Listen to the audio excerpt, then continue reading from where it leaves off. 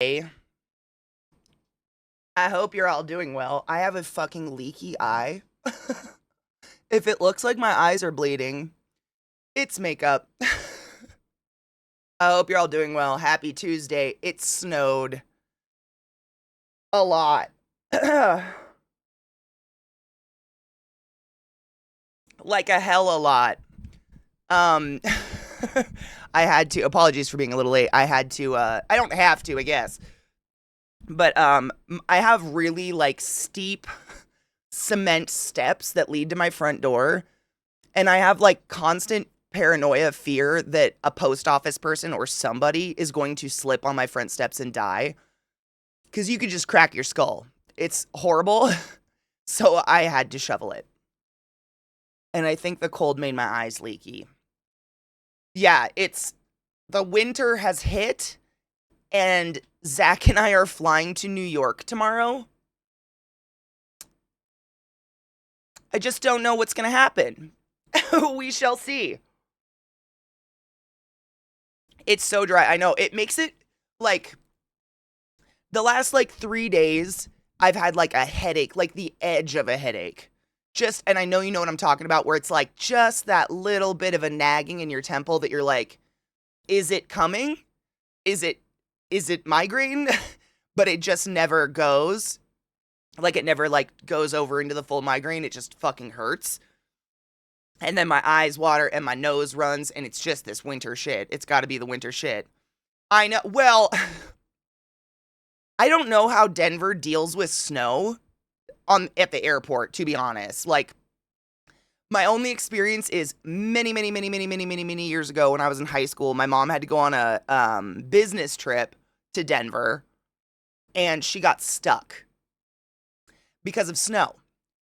And she had to stay for like an extra 24 hours or something in the airport. And I just don't know what they do. Like, do they just delay flights forever? Do they cancel flights? Like, I don't. We haven't had snow since fucking Halloween. This snow is ridiculous. Yep, same shit. It's horrid, dude. I like if Cocky has the same stuff I do, sometimes what I do is I have like those they're like those rice filled things. You can fill a sock with rice, whatever. I buy them and they have lavender in them and stuff from this lavender shop in Washington. And I heat them up in the microwave and I put them on my head. Like they're meant to go around your neck, but I put it right here on my head because I swear, like this, the crown is where it all comes from. I don't know what the fuck that is, but sometimes I'll literally just hold the heating thing here and it helps my sinuses drain. I don't know what the fuck that's about, but man, the congestion is shitty. Yeah, I don't know, the snow. It's great. We haven't had snow for so long, and suddenly it's like, oh, did you want a foot the day before you fly across the country? I didn't. In case anyone's wondering, I didn't. I don't know what to do about it. I'm whatever. Yay, weather. It's cold. It's so fucking cold. Same. You walk to the store without gloves or hat. Why would you do that? Why? Self punishment? We got to mix different things, different heating things. Yeah, I feel that. Saline sprays, I have them everywhere. Yep. It's the only, like, I'm so glad I'm not, I hate that Cocky goes through this. But, like, for a large portion of my life, I thought I was broken. Or, like, you know, you go on the internet and you Google and you're like, am I dying? Is this just my, no, some of us just have fucked up sinuses forever.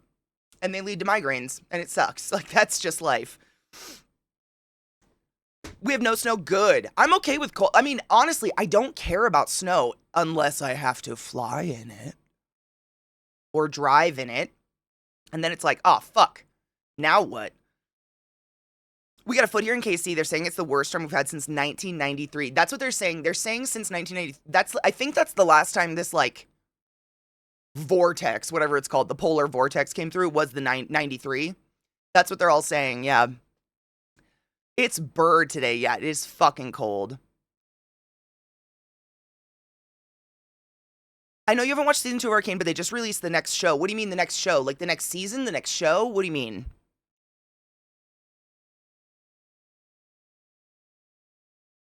Good morning. On the plus side, I got new shoes yesterday for $27.99. Fucking A.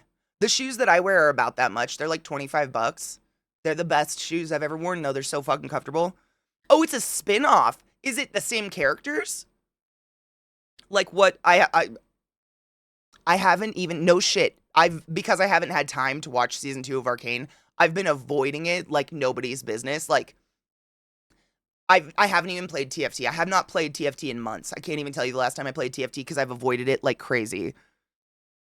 I thought Texas a few years ago had a polar vortex when the electric grid died. I don't know if that was a polar vortex or if it was just terrible winter. They're just like it was. I don't. It's how do you say it? They don't have a power grid to support the cold weather. So if it hits, they get fucked. I remember that was like, when was that? Was that during COVID or beginning of COVID? God, years are weird now. Few of the same characters? Fuck yeah. I got my blood work back and it definitely confirmed I have some sort of infection. Boo. Oh, I hope you get better. Was it 2022? Okay, yeah. I was thinking the only thing the main memory I have about that Texas shit that went down was that fuck twat deserting his dog. Like that photograph of his dog just standing in their front door window while they're all in Mexico during this horrible polar shutdown of Texas haunts me. It will probably haunt me until the day I fucking die. Soulless. Heartless, soulless, broken inside. How do you do such a thing? I can't, what's his name? Oh god. I don't know. His name is, whatever, fuck him. I'm excited for the spinoff though. I really like Arcane. Is it like by the same creators and everything? Cruz, thank you. That guy. Ted Cruz. Fuck that guy. Yep. Same. Like, I think that's most people would do anything and sacrifice themselves for their animals. The dog's name was Snowflake. Shut the fuck up.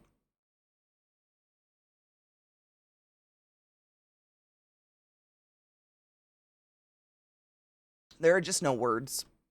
There are just no words for that. I watched it this morning, David. It was okay. He's one of their less exciting interviews, but it was still very good. If you know what I mean. I feel really weird watching it because, like, I don't like the new Linkin Park music. And he's so about it. Like, he's in love with it. He's so excited. He loves their new singer. And I'm like, man, I loved Linkin Park as a kid. Like, that was some of my favorite shit ever. And Mike Shinoda's great. Very, very talented motherfucker. But, like, I feel bad because I just genuinely don't like it. And the whole, like, last meal he's talking, he's like, man, it just feels like Linkin Park. Our music sounds like Linkin Park. That's why we kept the same name. And I was sitting there listening to it like, does it? Because it doesn't sound like the Linkin Park I know. But that's just me. No, it's how do you replace? Like, how do you even do that? Chester, how do you even do that? You can't make that shit up. He's the devil.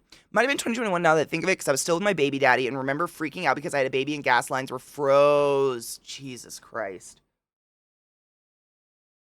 As much as I grumble about my dog being a bad roommate or how much she can bug me some days being super needy, I still love her unconditionally and would do anything for her. 100%. I think we're all like that. Like, you guys see my dogs haunt me. I yell at them. They bark constantly. They drive me fucking crazy. Would I die for them? Yes. Would I desert them in the middle of winter? Fuck no. What? Crazy. Our lovely governor here in Oklahoma shot a little bobcat on New Year's Day and was posting it all over his socials saying, look what was on our property on New Year's, with a photo of him holding up a dead cat all smiling.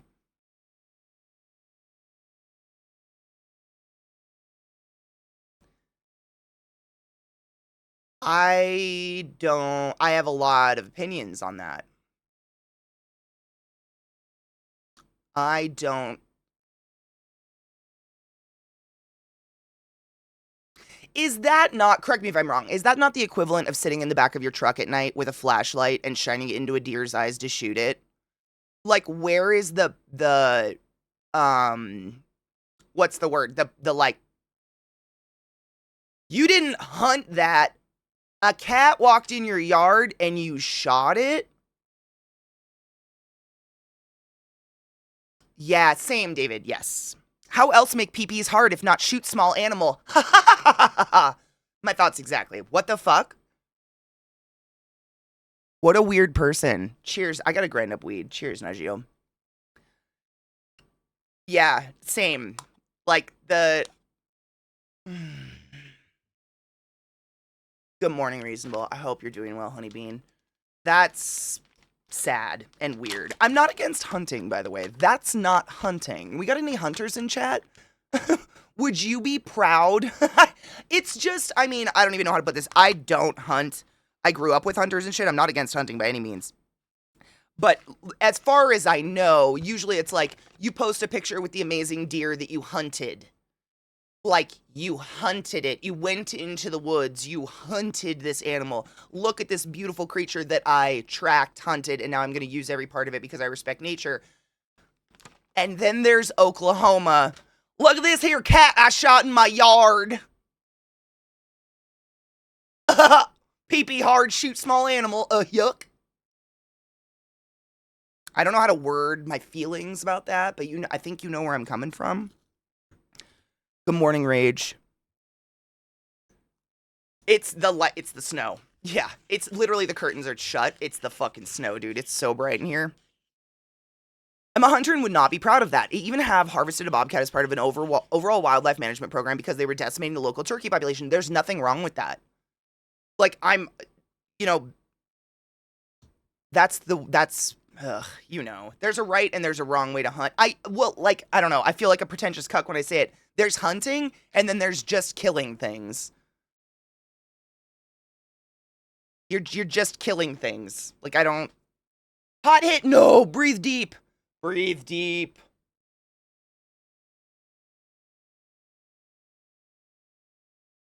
%. And every hunter I know, that's what they do. I mean, let's be real. What fucking trophy hunter is going to want to be my friend? Because I'm not exactly going to be impressed by your zebra head on your wall. Good for you. But I grew up, like, in the middle of fuck nowhere, you guys know this, where people hunt to eat. Like, that's it. Their freezers are full of the meat they eat, and that's it. Like, I'm not against hunting. That's not hunting. Shooting a cat in your yard? That's like, the equivalent, I would think, is when I was younger, my dad would talk shit about people who would put a salt lick in their yard and then just cap deer while they were licking it. Out of their fucking bedroom window. Look at this deer I hear hunted. You didn't. What? It's weird. I don't know.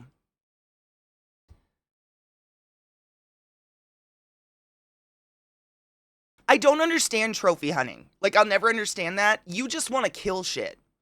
Like, that's all I can come up with trophy hunters. You just want to murder? Like, you're into ending life. That's it. Because you're not using the animal. Like, even these people that go to Africa and shit, and they're like, oh yeah, we donate all of the animal to the... What the fuck? Don't act as stupid as you're being right now. You know you're being stupid. What? The difference between hunting to harvest natural resources or maintain the ecology and destruction for the sake of it. Thank you. That's exactly it. Yep. Well, I've talked about this a few times before. Washington had a big problem where essentially what happened was hunters killed all the wolves and the elk went out of control. Like, literally out of control. Elk just breed like rabbits. And elk are beautiful. Do not get me wrong. I'm not here for the slaughter of elk. But what happens if you don't hunt the elk down and you don't have predators for the elk is that they starve to death and they rot. It is fucking horrific. I've seen pictures of fields of hundreds of dead elk because they overbreed and then there's not enough food and then they die. And so, of course, what did we do? We just, like, Washington, I still don't know what the fuck. I didn't vote for this, but they had it on the ballot when I was a kid to go up into Canada and bring some timber wolves down into Washington and Idaho and I think part of Montana or something, or Oregon, to repopulate the wolf population, but it was not the same wolves because we obliterated them, and timber wolves are totally different. They kill just for territory. They don't kill to eat. So we ended up with the exact same problem, just herds of decimated elk not being eaten, rotting, which causes disease and etc. Like, you guys know, I'm preaching to the fucking crowd, but it's, people need to stop fucking with nature. Like, stop it.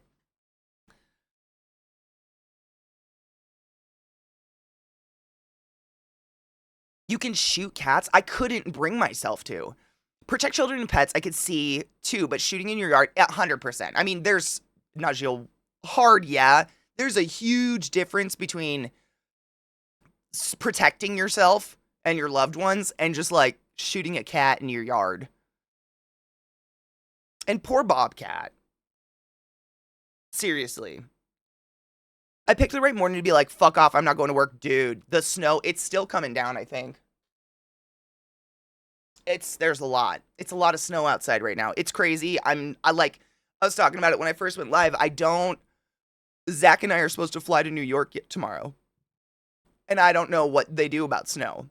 Like, what the Denver airport does. Like, do they delay flights? Do they cancel flights? Like, what the fuck? Worst timing ever. We haven't had good snow since fucking Halloween. And of course, we get snow the day before a trip. That's nice. Even the presence of predators keeps herbivores on their toes and moving from area to area so they don't overgraze an area and turn it into a dust bowl. 100%. Nature knows what the fuck is up. Humans are the ones that step in and fuck shit. Oh yeah, Nick, hold on. Oh, Glut got you. Just kidding. Thank you, Glut. Bobcats are murder kittens and you don't want them near your pets or kids, but non-lethal traps exist. 100%. You can call animal control. If you see a wolf in your yard or if you see a bobcat or a cougar, you can call animal control and they will come tranquilize it and move it far enough away that it won't come back to your yard. Like, there's so many other ways to deal with something. I truly think there are some people who just kind of get off on popping a cap in an animal's head, which is fucking wild. You know what they say about people who like to kill and torture animals, right? Like, not even what they say. Like, it's called the McDonald triad. And it's like, it's these three characteristics that almost always lead to, like, serial killer behavior. Hurting animals and small animals or children is absolutely one of them. Like, that is part of that triad that leads to crazy, or is a sign of, I guess.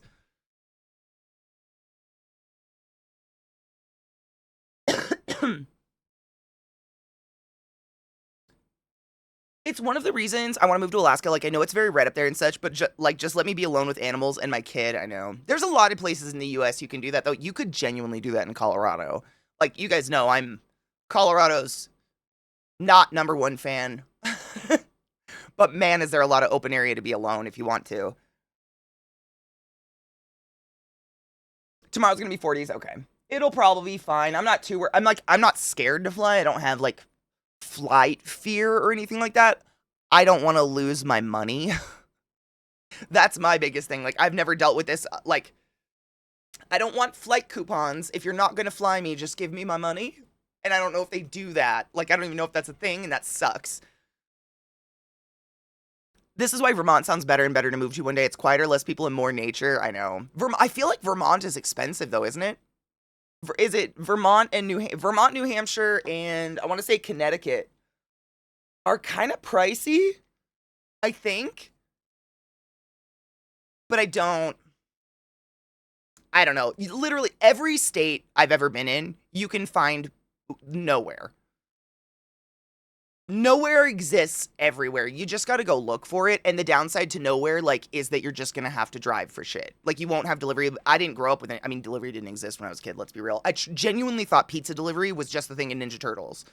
I thought that was a made-up cartoon thing. Genuinely, that's where I lived growing up. That's just the life you have to get used to. But there's nowhere everywhere. I have family in New York who live in nowhere. Like, their town has a gas station and a church. And that's it. Like, there's plenty of nowhere. You don't have to, not that there's anything wrong with Alaska. I just don't force yourself to move somewhere super red if you don't have to.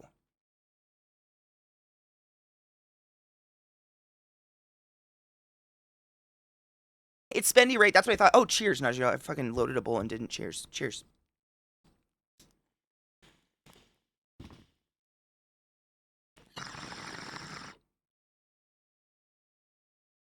Good. No shit rage. Okay. Good. It's a lot of money to travel. I remember sitting on a tarmac flying Durango to Denver, de-icing for 20 minutes. It's possible to fly out in this weather, 100%. And then once they get above the clouds, it's not a problem, right?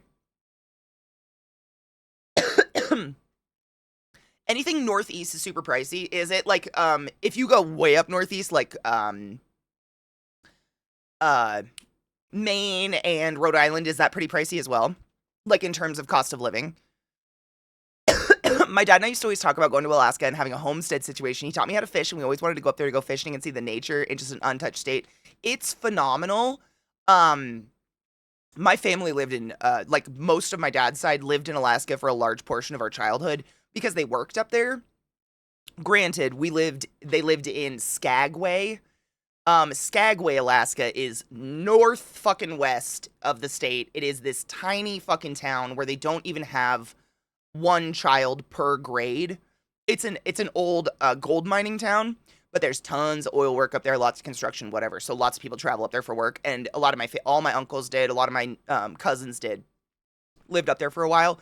And while it's beautiful and you're very isolated, it so much drugs. Like, it's unfortunate, and I hate to say it, it's still to this day like a mecca for meth.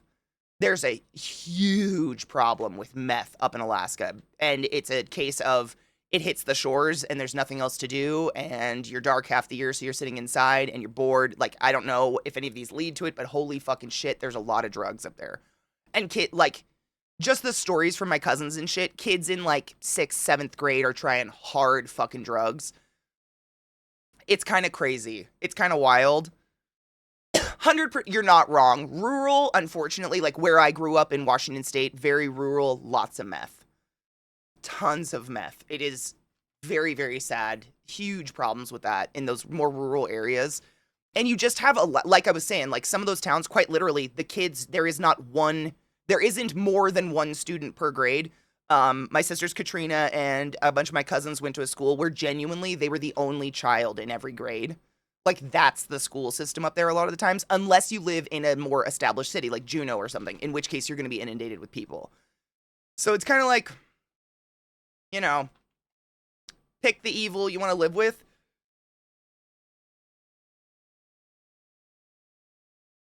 At this point, all I want to do is buy the 2 houses on either side of me and raise them. I understand that. Yeah. I'm considering moving to a more rural area. The problem is co-parenting. Oh, 100%. What are you eating? Ma'am. Excuse me. My dog's being a shit.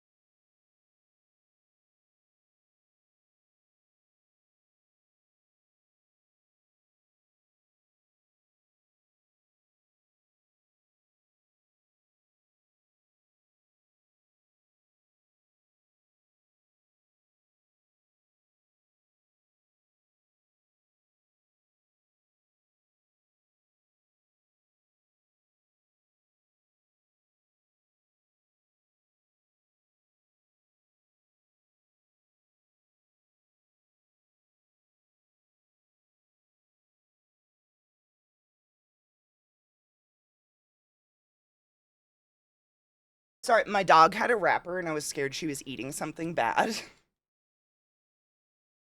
Lil's a little trash dog. Maine is way more affordable, but also a fucking desert. Not literally. I mean, there's long stretches of like no internet. Oh, 100%. It's in the middle of nowhere. I was just curious because of that. Because I know it's like middle of nowhere. Good morning, Robo. How are you? First staff meeting. Didn't have to go to the office. I was mentioned once. I love those meetings. That's the best. That is the best. Well, we were talking about like the pros and cons to living in a city versus living in rural areas. And just like it's choosing the better of two evils. And someone was saying they were thinking about Alaska, and just like personal experience with my family living up there and shit. Like half my cousins ended up on meth. I hate saying that. It feels so dirty, but no shit. I joked about, I actually mentioned it last night in a movie night. One of my sisters got on meth because of Alaska. I'm not going to say because of, but that's where it happened. I don't know. It's beautiful. Good luck, Nick. Good fucking luck. It was part of our divorce decree, and my lawyer said it was a pretty standard provision. I mean, that's understandable. Seriously, if you don't want people around you, the Upper Peninsula of Michigan's for you. The largest city's 20,000 people. I mean, you could, yeah. Michigan is also run by Democrats, hopefully. Hopefully. Good morning, Genova. How are you, love? Yeah, it was just like I mean, you're right though. It is kind of I feel like it's just everywhere. I don't know anymore. Like when I was a kid, it was meth. There was meth everywhere. Like it was common to go to school and see a meth house getting shut down on your way. I don't I imagine there's a lot of fentanyl now though.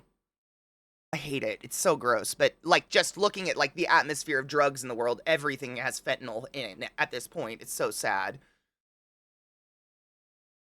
It's also cold as shit. I mean, you are not wrong. It is cold as shit, and half the year it is dark as fuck. Like, you don't get light. You just, you don't really know what time of day it is. I don't know. That would fuck me up. Like, it doesn't get dark at night half the year, and then half the year it doesn't, you know what I'm saying? It's weird. I don't know if I could live with that. Like, I know there's a lot of northern countries that's just very, very normal. I am a diurnal creature, man. I don't know. If the sun's out, I'd be out. I don't know if I could sleep.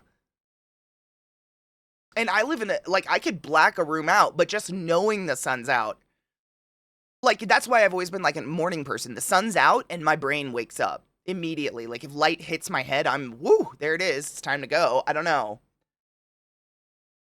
I might go crazy.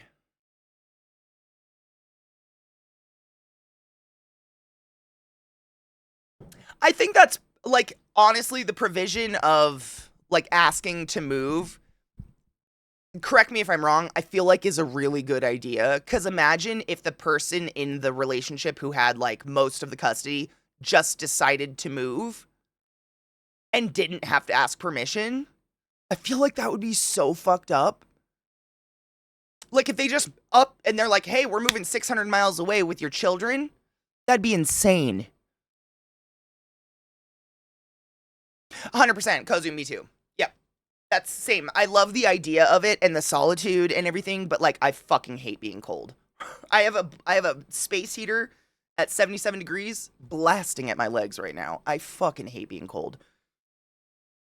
Good morning, Oi Tiger. How are you, love? Alaska was beautiful though, but daylight at 3 a.m. is wild. Oh, I'm sure. It's got to be stunning up there. You know what's funny? I had a horse named after Ketchikan, Alaska as a kid. That was not the horse that stomped on my face, by the way. He was a Tennessee Walker, and he was a fucking sweetheart. Exactly. It prevents them from vanishing, which would be... I don't have kids, and I can't even fathom that fear. Like, how fucked up. You could move to Ironwood in northern Michigan, 5K people, an average seasonal snowfall of 188 inches. Is that a lot? I've never quantified, like, the inches of snow or rain. It's just, like, it's a lot or it's not. I don't know. Is that a lot? Y'all are making me nervous about having to ask my ex to move. Oh, you definitely. I mean, don't even plan to move if you can't ask. No shit, it's a law. It's like a big law. I wouldn't. I mean, it would be so messy. Ugh.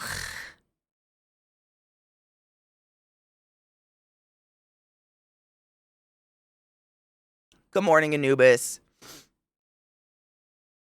I saw this back in the day on Reddit. This sounds great. She moved while we were still technically married to circumvent it all because it's not illegal to take the kids to see their grandparents and then get a place up there. Interesting. Interessante. Oh, I want that room. That Reddit room. Yeah. I imagine it's cold though. Those windows don't look great. I had a dream last night that I was being chased by Freddy Krueger throughout my house, and but when he ran by my dog, he stopped to pet him, looked at me, and went, "What? It's not his nightmare. He's a good boy." And that's why I'm not sure if taking NyQuil is a good idea. I'm not the only one. NyQuil's a fucking nightmare. Genuinely though. I recommend getting a heating pad for your chair. It's one of the best. Oh man, I used to have one. I have a heated blanket now that I have in my little hangout spare bedroom area that I like curl up in. I used to have a heating pad and I gave myself burns on myself. Apparently it's a thing that happens. I didn't know, but people will just I would just put the heating pad on my lap and set my hands on it all day and just be roasty toasty.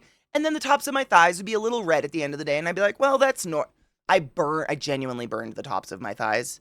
I had to stop. Because I just want to cook. It's terrible. I want to cook myself. Like, I want to burn a little bit. It's terrible. So I just keep jacking the heat up until it's bad. So the space heater, I can't burn myself. It's heat rash, exactly. It's like welts. It's like raised skin welts. It was bad. But it was great before that happened.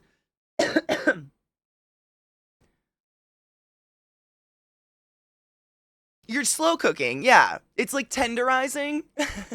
And I don't know if sitting on one would be any better, but I definitely did that for a while and it was great. My space heater works great, honestly. I've got this little like upright space heater on under my desk, and it creates this little like vortex of hot air under my desk. That is fantastic. But the moment I get up from this chair, it is definitely like 10 degrees colder anywhere else in the house. It's fucking cold. Oh my god, if you've never snowmobiled before, that's one of the funnest things I've ever... I mean, I've only done it once. Pikachu, come out. And it was one of the most fun things I've ever done in my life. I'm gay. Thank you for summoning the class, keeping the classy alive, and giving it 8 swings for 48 years! I'm only a 65-year-old lady. Stop outing my age in public. Thank you for summoning the class, keeping the classy alive, and giving it 8 swings. I fucking appreciate you. No leg shaving needed. Just burn the hair off. Fuck it. Singe it. Seriously, it's just like I got this little space here at Lowe's or something. And it's because I too, like behind me, that red, that's a curtain. This entire wall is a window, but it's butted up against the sidewalk and I live in a neighborhood. So that will never not be covered because absolutely not. People, no.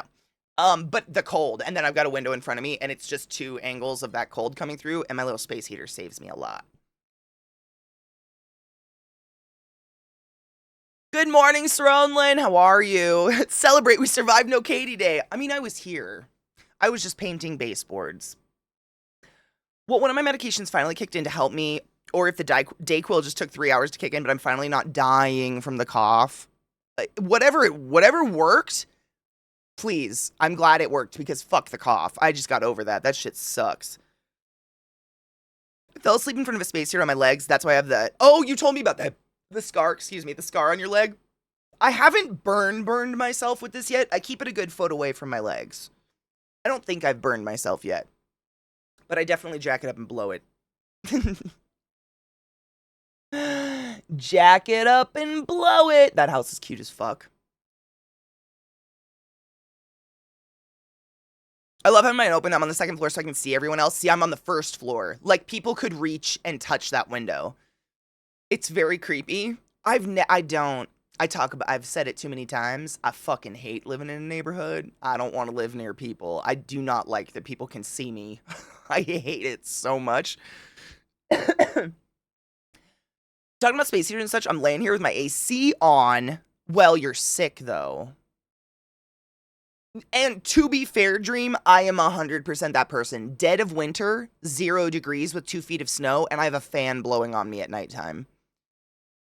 And if for some reason, someone, not pointing fingers, someone turns my fan off, I wake up like a bat out of hell. It's crazy. Out of the deadest sleep, I'll be like, air. And I just hear beep, and Zach turns it back on. In the dead of night, it's so bizarre, but it's like the core of me knows it's been turned off. And immediately I just sit up like, why? Stagnant, disgusting. I cannot stand stagnant air. Stagnant, smelly, disgusting, fucking just sitting there air? Absolutely not. Never. I will always have moving air somewhere, which sucks because it makes me cold, but stagnant air is disgusting. Like, I take one hit off of this, and I watch the smoke fill a house. That's our breath. It's got to be circulating, man. We're just rebreathing. It's fucking disgusting. No shit, if you like looking at houses and shit, on the note of the church, I actually am on all of these accounts on like Instagram and shit like that. They're called like Save This Old House, Cheap Old Houses, etc., etc., but it's weird properties like that. It's like churches for sale for $100,000. It's cemeteries. It's houses with cemeteries. It's like older houses on the East Coast. It's crazy, but it's so much fun to look at them. Someday, I will have my dream home in the middle of nowhere with no one around me. It'll be amazing. I've been up for 2 hours, 47 minutes. I've been to 3 different stores, spent $340. I have donuts and I'm home again. All of that sounds terrible except for the home and the donuts. Same, airflow, gotta have it. I can't. You might be a shark or a fly, gotta have it moving to survive. Rit mirable.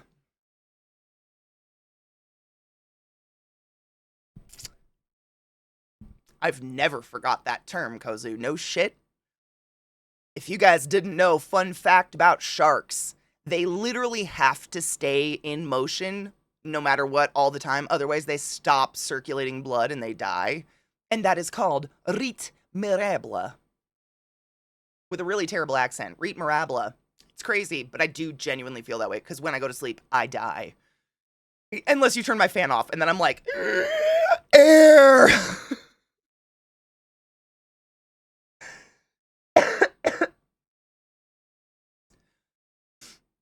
Dog hair.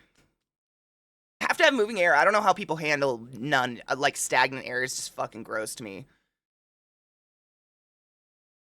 That was my Nana watching baseball on TV and one of my aunt's uncles turning it off. She'd wake up and tell him to change it back. My mom does that. Oh, I was watching that. You were snoring. No, I'm watching that. Okay.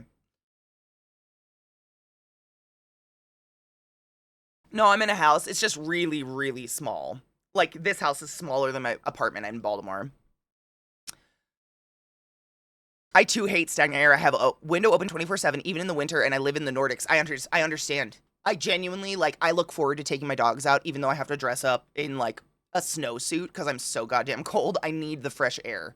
Yeah, I can't. I love opening both the doors in my house and just letting air go through the house and, like, flush it of all the stagnant shit. Yeah, it's my favorite. I want to buy an old church in the middle of nowhere, remodel it, be weird. 100%. Literally, it's my dream. It's gonna happen. Like, I've been saving for years to do this. It's crazy. Like, there's this really cool house right now. I want to say it's in New Jersey, but it's connected to a graveyard. So the house is it's a really cool old house, old house. But it's connected to a graveyard. So if you buy the house, it's contracted that you take care of the graveyard, i.e., you just mow the lawn. And I was like, how fucking badass would that be? Like, the weird streamer bitch who screams about titties, cock, and cum all day, then goes outside and witchly mows the lawn of her fucking graveyard? Yes, please. Yes, please.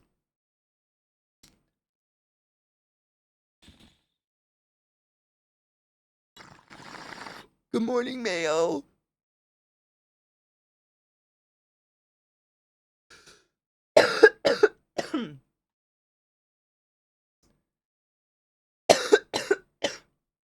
Billow from Just the Air Vents, same. When I lived in New York, since we had an oil heat, yuck, you had to have a window cracked or stuff for the bloody noses. Yep. That was my childhood with a fireplace, a wood fireplace. Dude, it'd be so much fun. It doesn't even have to be my graveyard. Like, I don't need any family in it or anything. Like, I'll just take care of a graveyard. I think graveyards are really cool to begin with. I don't give a shit. I think that'd be so much fun. I've heard places in, like, Italy and such will basically give you castles if you say you'll upkeep it and improve it when you can. I'm sure. Yeah, the problem, like, the foreseeable issue with buying anything like that in Europe is that they have there's Brits and Europeans in chat right now that could explain it a lot more clearly than I could. And excuse me for using the broader term of European, all y'all that's not in the Americas and Canadas, there are these crazy laws around upkeeping and improving those properties. And if they're a certain amount of years old, you can't do anything to them. So for instance, you guys know my girl Amelia Tyler. She lives in a house that was her father's that is older than America's establishment, not a joke. And she has been suffering single-paned windows for like 4 years now. Because by the UK law, the house is this fucking, what is it? It's a special antique or some shit like that, where she can't do it. Yes, thank you. It's got a preservation order on it. So she's got leaky ceilings, she's got drafty walls, she's got single-paned windows that don't do shit, and no fireplace. and she can't touch it. She's tried over and over and over, but because it's this grade 1 listing, it would take literally an act of God to be able to do anything to this property. And it's beautiful. It's actual property, like in the country. It is stunning as fuck. But oh my God. She can't do anything. Like, I can't imagine legally not being able to fucking change my window of a property I own. Wild. Well, I get it, but wild. Yeah, listed. Thank you. I knew you guys would know the term. CK playing Graveyard Keeper in real life? 100% yes. You got a new job, Mayo? Fuck yes. Congratulations. I'm excited for you. You can say you made a deal to get a place to live in exchange for gaining obligations to the dead, making it sound like some kind of warlock pact 100%. And you know I would dress up in my long black skirts and my flowy shit and my corsets to go out there and do said activities. There is no other way to do it. You don't mow the lawn of a graveyard in neon. What? I thought about offering to cut the graveyard grass here before, but the church rector is a bellend. And that's the thing. I wouldn't want anything involved with one. There's, you know, Kozu, we just learned recently. Someone on chat actually looked it up because I'd never thought about what's the difference between a graveyard and a cemetery. One is connected with a church or a religion, and one is not. And I can't remember, but I would not want to be, like, affiliated with any religion. Like, I ain't kissing some fucking dude's ass because he wears a funny collar. I don't want to have to regularly interact with someone that believes in Easter Bunny in the sky. Murder Easter Bunny. You know what I'm saying? I'm going Good morning, to BDO. fuck you with Satan's cock. This is my favorite number, 65. Thank you so much for some of the class, keeping the class alive and giving me swings for 65 fucking numbers. Can I ask what? Numbers? Years? Months? What?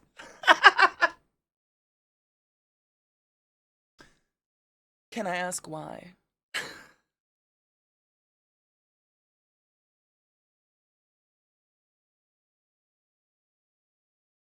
Same, Dramatic. It's like, it makes no sense. I get it, but what? It makes people not want to live in those properties. Kitty be sitting in the yard in the middle of the night with candles, speaking weird languages, tarot cards? 100%. Yes. Yes. You could, but imagine some neon goth amalgam riding a lawnmower. That's me. Like, how would you feel if you went to the graveyard to go visit a loved one and the blue-haired menace I'm going to was fuck mowing the you fucking lawn? with Satan's cock. Would you feel good? Wow, Rod. Big wow. Thank you so much for summoning the class, keeping the class alive, and giving any swings for 57 fucking months. That's a long time, and I appreciate you. There's a difference, yeah. I just can't remember which one. The US has a law, too. Historical properties can only be restored, not updated. We checked into buying one of those ancient buildings in downtown area, but most of them have historical rules. So then you could not... You'd have to, like, break a window to be able to replace it, yeah? I believe so. So then no matter what, she can never get double pane windows. Like, they have to be, like, the original single paned whatever windows that probably have a loop in the middle from the way they made them. Oh, is your football number? My number was 42.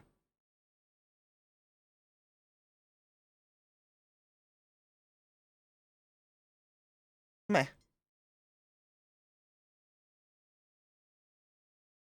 I went into work and came back home because the snow hasn't stopped. It hasn't stopped up here, too. It's crazy. Visiting mother's grave. Oh, hey, Katie. Hey! You just hear, like, metal blaring out of my headphones. You have to replace it like for like. Yeah, that would be fucked. It was my basketball number. Yeah, 40. No shit. Dude. It's so, BDO, was it because you were the biggest person on the team and as the numbers went up, the sizes went up? Because I swear to God, that's what it was. Like, literally the only uniform long enough for my gangly ass bitch body was the number 42. I was the tallest. I mean, you know that, though. Girls, it's a little different. I don't know, but I swear it was. Because, like, the point guards, 1, 2, 3, 5, 11. Posts, 42, 46. I don't know. I don't know. I was genuinely just wondering if it was. Why would my number be 34? Wait, why would it be 34? Genuinely, why would it be 34? I don't have I don't have a number. I've never had a favorite number. I don't understand that. Some people do. Some people are into it. Not a favorite number person. It's security at a hospital. Been at it for the past 3 weeks. Ooh, nice. Okay, so far, doing my second orientation and want to go home. Orientation sucks. That's the worst. with the wavy glass, it's beautiful. It's just not very good for like temperature control, I guess. You'd think that a lot of the upgrades that don't change the looks of the house much, but makes the house more habitable in modern standards, I would assume so as well, because then it just makes people want to actually inhabit that house. Whereas, like, people of my generation, we don't look at that and think, oh yeah, I'm gonna have the money one day to be able to maintain that. I look at that and go, absolutely not. Like, that's just, I'm never gonna live in that. I don't want to live in a property like that, ever. That's wild. Yeah. Our 6'9" center wore 45. Rule 34. I don't think was that a thing when we were in high school? I don't know if Rule 34 was, I think we created it. Rod, genuinely, if you sit down and think of it, like, we were the purveyors of emotes. Like, of LOL. Which is gross and weird to think about. But, you know, winky faces with the we like did that, which is weird. My number's 13. It shows up everywhere for me. My ring, shoe size, birthday. I know so many people with the favorite number 13. I wonder if there's something about 13s. And then the world went all weird about them. Like, no shit. I was telling you guys this the other day, but my family owned a motel for a very, very short amount of time, and it was really random. And when we did, there was no room 13. It went 12 to 14. In a motel, a hunter's motel in the middle of fuck nowhere, Eastern Washington State. No room 13. Weird.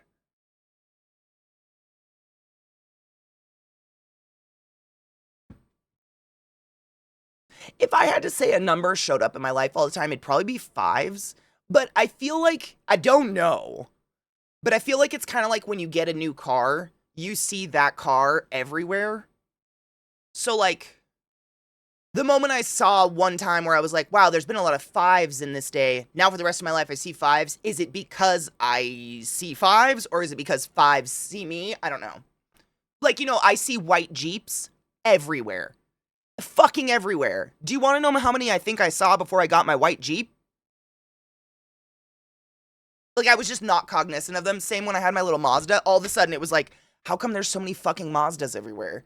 But I don't know. I'm not a professional. I don't know if that's a thing. But I wonder, because you know that happens. The car thing's like one of the most common, I feel like, phenomenas of that.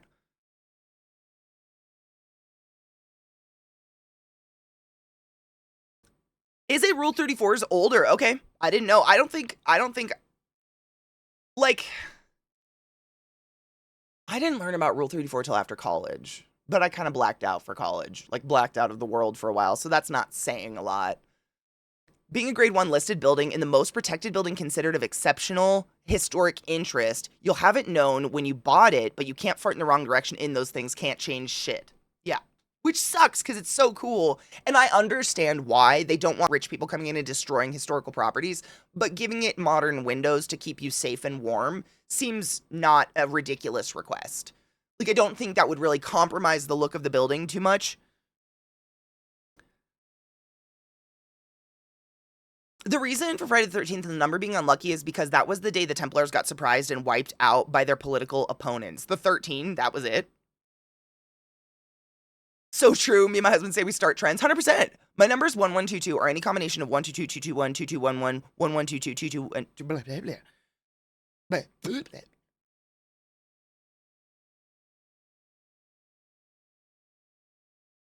I guess my birthday is a cool number like that, but like the Catholics love it, so I kind of drifted away. Like, I was like, I don't want that. Being, you know, baptized Catholic and shit, they claim they have you forever and whatnot, and like Catholics love 3s, the Trinity, blah blah blah blah blah, in the way that they hate the 13. They fucking love 3s for some reason, you know.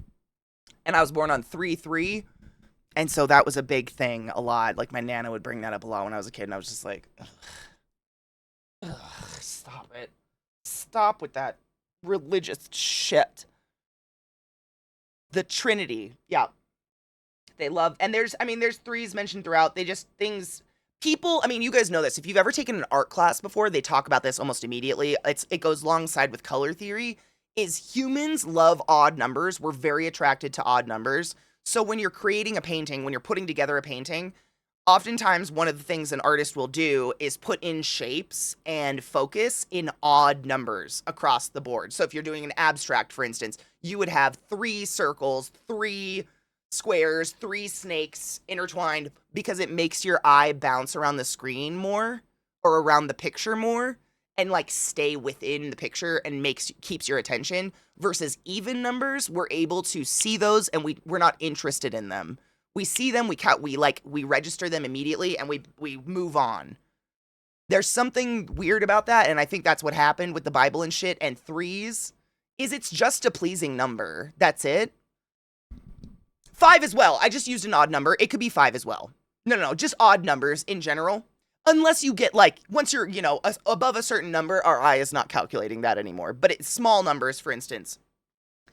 It's always better to have an odd number of objects in a photograph or in a composition than it is an even number, because even numbers, we just kind of, our brain can figure it out too fast and we don't get interested, whereas the odd number, our eyes bounce around and then we start seeing other things and we just stay more interested. There's a whole science to it. It's very interesting. 3s have been obsessive since before Christianity, absolutely. I'm saying like the human nature with 3s, I think, has something to do with that, like that odd number affinity. And, like, my dad was kind of like a doodly-doo. He was a little off his he was like one of those people who was too smart for this world, which is part of the reason I think he drank himself to death. But he was obsessed with numbers. So, like, my name is 5 letters, 5 letters, 5 letters. My birthday is 3388. So, like, a lot of my childhood was about these numbers. And, of course, my mom's side would immediately go back to the Catholicism of it. And I was just like, oh, my God. It's just a day. Like, they're all made up. It's all made up. Stop it. Stop doing this. Stop it. It's so many numbers. But 5s do show up a lot. But I don't know if I just see that because I'm highly aware that my name is 555. Who knows? Numbers. Where's my cheers? And 8 minus 3 is 5. We could go on. You can, math is beautiful, right? You can find what you want where you want to find it. I just don't care. Cheers.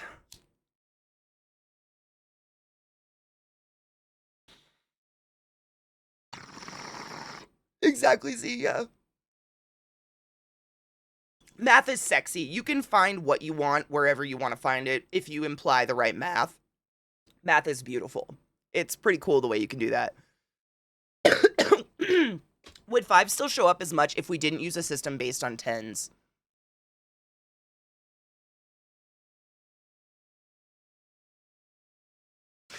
I don't know, but you just made my brain think of respiratory shit.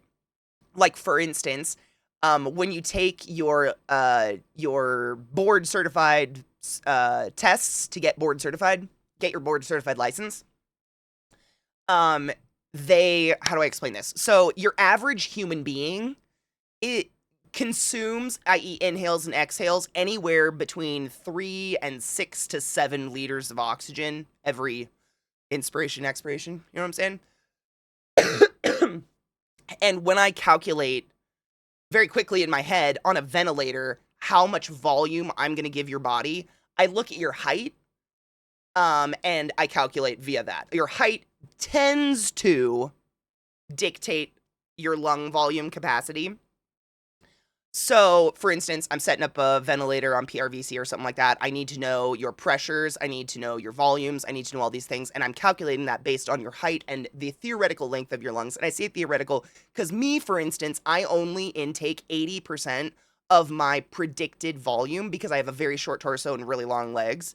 And the calculations do not take leg and torso length into consideration. So a lot of the time we look at someone, we say, okay, they're 6 foot, but they're really small torsos, so I'll do a little bit lower. Anyways, when you take your board certified tests, they change all of these numbers in the tests so that no matter what, you are always presented a patient that will be put on 10 liters.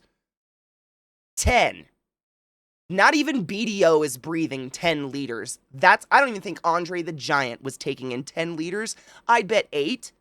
That's crazy. And they claim they do it to give us easy mental math, which in my opinion, and I'm sure your brain's scratching the same thing, what the fuck? Because in no situation ever in medicine when you're actually taking care of a real human being is it going to be easy mental math because there's no one taking in 10 liters. So you're essentially setting people up for failure, which is infuriating. But the funny part is, because you mentioned that, they do all this standardized testing with 10 liters, and the vast majority of humans breathe 5. Like, I would say the vast majority of humans, not making up some stupid made-up statistic that I put on ventilators, breathe about 5 liters. But all of the standardized testing makes us think in 10 liters. So it's really interesting. Like, if you're going into nursing or respiratory or any kind of medical field like that, you'll go through school, you'll graduate with your degree. You cannot practice under that degree. You then have to go pay the state and pay these certain organizations to take your board certified tests. And that's what gives you your legal licensure to then practice medicine. And you have to take those tests every X amount of years. Again, we're going to be doing some of those when I get back from New York. Don't worry. Mine is about expired. I got to do some of those fucking tests. You have to do those constantly. And so what you do is you graduate, and then in order to take these board certified tests, because they fuck you up and they make all this math really bizarre, like 10 liters, which you'll never do on a human, you have to then buy a program to teach you how to pass the board certified tests. And then once you pass them, you have to kind of just black it out and hope to fuck you never use any of that ever again. You have to like reteach yourself what you just went to school for 9 years for. It's so weird and fucked up. And then every 5 years, they make you pay a bunch of money to keep said license. It's very ick. It's very weird. I don't understand. Like, it's just a money grubbing situation, in my opinion. Because I'm not getting anything. It's just me throwing money at an organization that claims they do something. You can drown someone in oxygen? Yes. You can't, yeah. It's, how do I put it? So you know how I do ABGs? Like an arterial blood gas? So the information that I get out of an arterial blood gas is your oxygen, your hydrogen, your potassium, your CO2, like how much you're putting off, how much oxygen you're using per breath. And one of the things I get on there is called bicarb. And knowing your bicarb gives me an idea of whether or not you have an acute situation or a chronic situation. Acute meaning this has rapidly occurred in the last 24 hours. Chronic meaning this is something that's been going on for a long time and the patient is just now coming and asking us for help, because bicarb takes forever to change. So bicarb is controlled by how much CO2 you generally tend to hold onto your red blood cells. Smokers and people who are excessively overweight tend to hold more CO2 just on average. And so what happens is, if I don't do an ABG and I don't know what your bicarb is, and you're just in there short of breath and you can't breathe and whatever, and I pile drive you with a shit ton of oxygen, and I kick all that CO2 off of your red blood cells that you are homeostatically very used to maintaining, I can literally knock you out and put you in a fucking coma. This is a huge reason why when I bitch about Jehovah's Witnesses, I'm so sorry if you are one, but for real, they will not let me take any blood to do an ABG. Therefore, I don't know what to do. I can't do anything. I can't touch you. Like, I literally can't put any oxygen on you. I can't put a ventilator on you. I can't put a BiPAP on you. I can't put fucking shit on you because I don't know if what we're dealing with is an acute situation or a chronic situation, and I could further hurt you with something that is a thing that should help. I don't know how to explain that. It's very bizarre, but absolutely. Yeah, big time. That is a huge deal. Is like, I've never put it that way, but it kind of is drowning someone with oxygen. Sorry, I have to re-up the music because it's, Spotify is down today. So I'm stuck on YouTube. So every couple of hours, it's going to be like, are you still there? Yes. Oh, also about fives, and this, I don't know. This is just a weird thing, but my favorite German word is 5 or 55. Simply because of the way you say it. I love it. 5, fünf. 55, 5 und 50. That's just another fun 5 thing. You're welcome.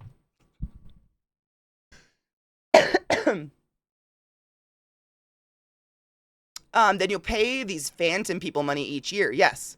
That sounds like, yes, sadly describes America completely. Yes. Parts of that sounds like taking SATs. It feels like that a little bit. It's really weird because, like, at least for respiratory, and they've changed it since I took my tests, mind you. So when I took my tests, I had to take 2. So I had to take a written that was about 4 hours in a monitored H&R Block office. It was very, very weird. Like cameras around my face to make sure I wasn't cheating, you know? That was the written. And then they do something called your practicals or your clinicals or something. There's different words from across the board. But essentially the next set of the next test you take is where they present you with a patient. Like on the screen, they'll give you a blurb and they're like, patient presents with symptom, symptom, symptom, symptom, history, history, history, history, medication history, etc. And then they'll say, what do you do? And they'll give you a whole list of options. And oftentimes it'll be trick questions like, this patient presents short of breath, low heart rate, et cetera, et cetera. What's the first drug you administer? And the answer will be oxygen, because oxygen's allegedly a drug because we can drown you in it. Like little trick questions. But the fucking kicker is it never tells you if you're wrong or right. So you go through and it's 6 hours. 6 hours of this. It is mind-numbingly fucking crazy. 6 hours of presented a patient with blah, blah, blah, first drug you give, oxygen, and then it goes to the next page. Patient has been given oxygen. These are now the ABG results. Now what do you do? Intubate. All right, what settings are you going to put on a patient of this height, weight, sex, blah, blah, blah, blah, blah, blah. Settings. Okay, it never tells you if you're right. So if you get the first question wrong, it's just leading you on a string of wrong now. They're fucked. But I understand why they're that way, because if it's a human being, you don't get try to. Which is why I'm such a robot, and why when you guys mentioned medicine or something, you mentioned 5s and I got here. I'm like a brainwashed creature, a little bit. A little. It's like a button that clicks on and you can't stop it, and I just want to apologize.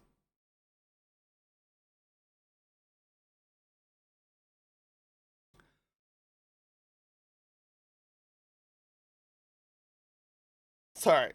That was a lot. I feel that my favorite Spanish word is albondigas. Meatballs, simply because it's fun to say. That's literally it. Fumf und fumfsig. Fumf. Fumf. So much fun to say. Fumf. Say it with me now. Fumf. It's just 5.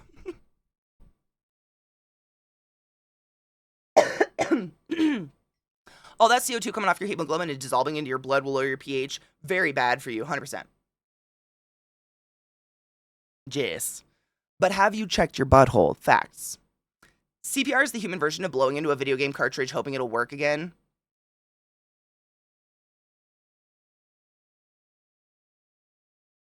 You know, I'm going to be real with you. Decent, but it's so worse.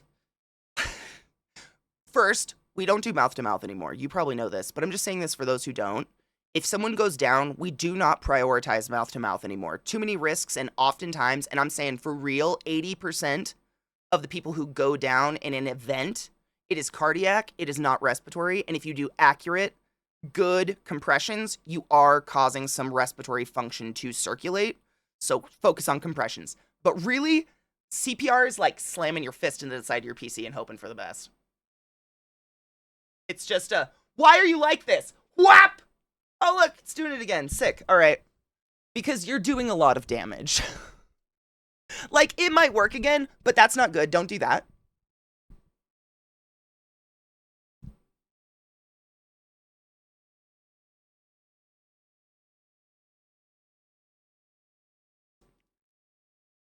A little Discord birdie told me it's Eliza's birthday, so she shows up. It is the 7th. Oh my god, it's Eliza's birthday. We must remember. If we see her, we must sing to her and be very annoying, because she will not mention it. She won't. I know her. Are just old school TVs. Kind of. Concussive maintenance, yeah. I would think blowing on a cartridge would work more often, too. You would think. But blowing on a cartridge doesn't do any damage, and coding someone, i.e. doing CPR, is going to damage someone. Period. End of story. If you didn't break ribs, you didn't go deep enough. It's crazy. That's just facts. It's gross, but it's real. Exactly. If you didn't crack ribs, you didn't do CPR right. It's crazy, but when you do CPR, not that any of you want to know that, but when you're doing CPR, you need to push into the sternum about 3 to 4 centimeters before you're even grazing the heart. Right? Because we got a cage around us on purpose. So that's why you straighten your arms and you just throw your entire torso into it. And the first person on a chest is going to hear because that's how we get to the heart. That's what I'm saying. Like, code CPR is damaging as fuck. As fuck. But it can be miraculous in the heat of the moment. Giving it a little precordial thump. Yes. Which can also harm you. We call that percussive maintenance in the IT world. That's incredible. I love that because that's... I mean, how is it different? Percussive maintenance, bitch. It is. It's horrible. Coding someone, I mean, the only reason we would ever do compressions on someone is your heart has stopped. Period. The only reason you ever Heimlich someone is because they are not moving air. If someone's going, or help, you do not Heimlich. There is air movement. If you feel a pulse or if someone's looking at you and talking, you don't do compressions. So all of that's happening, theoretically, you're not feeling because you're dead. You feel it afterwards. But at the time, you're dead. Like, theoretically. You know what I'm saying? That being said, I definitely have had a patient just wake up in the middle of compressions and go, ow, that was weird. Oh my God, Dawn, yes. Just a little, we just need to get in there and fix shit, but then it could lock tight again. Fuck yeah. Also, why the decline to do it in really old people quite often, their bones are more fragile, and by trying to save them, you could actually just mash them up and it ain't worth it 100%. Yes. I did see the Tooth Fairy one. Yeah, it's fucking horrifying. Yes, where Kevin's like, no, you get him. I'm convinced that IT aura is just electronics being scared of percussive maintenance. Oh, I'd believe that. Yes. No worries, Chad. Has anyone tried CPR while the person was talking to them? I'm sure they have. I'm absolutely positive they have.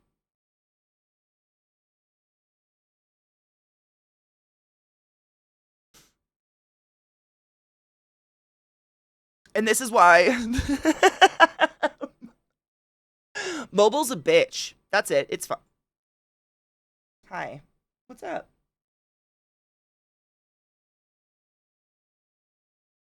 Can I help you? Your nails are crazy. We need to clip those. We're gonna battle over my lap now. Which part's horrifying? The CPR?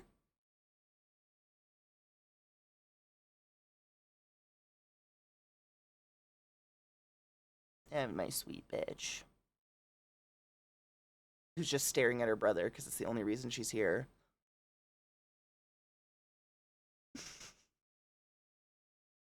Hi, Bill.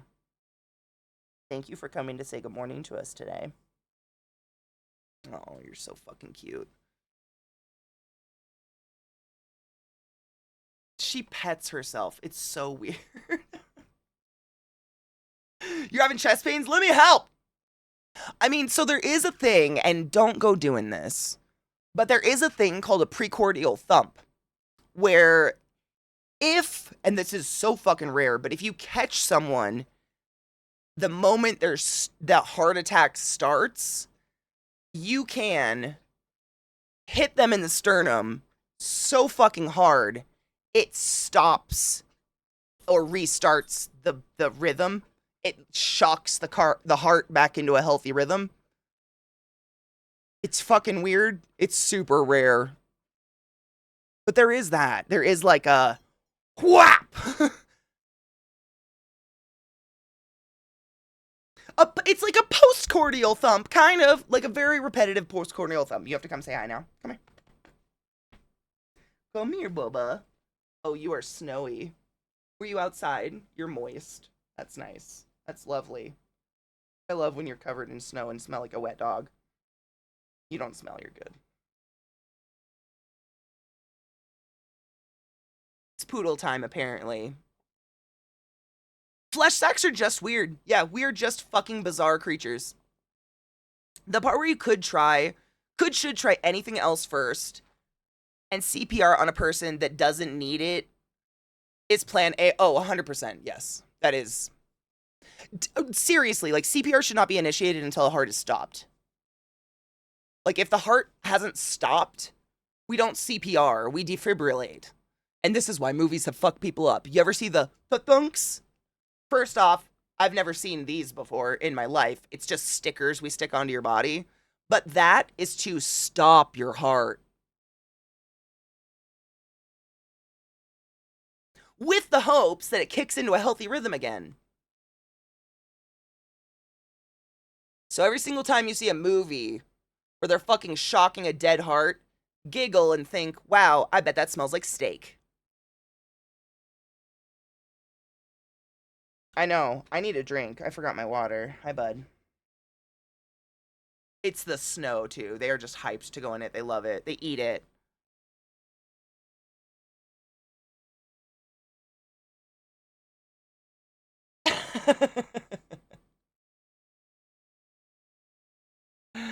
Yeah, I mean, survival rate, I don't know. So it's really fucked up, Anubis. There are medically decided time frames to which survival rate is you acquire survival rate, I guess. So for instance, if you get breast cancer, you have a mastectomy, if you survive for 5 years, on day 5 year and 1, if you die, you're still considered a survivor statistically. I don't know what that time frame is for CPR. No one comes out of CPR better than they were before or the same as they were before. And the what's the word?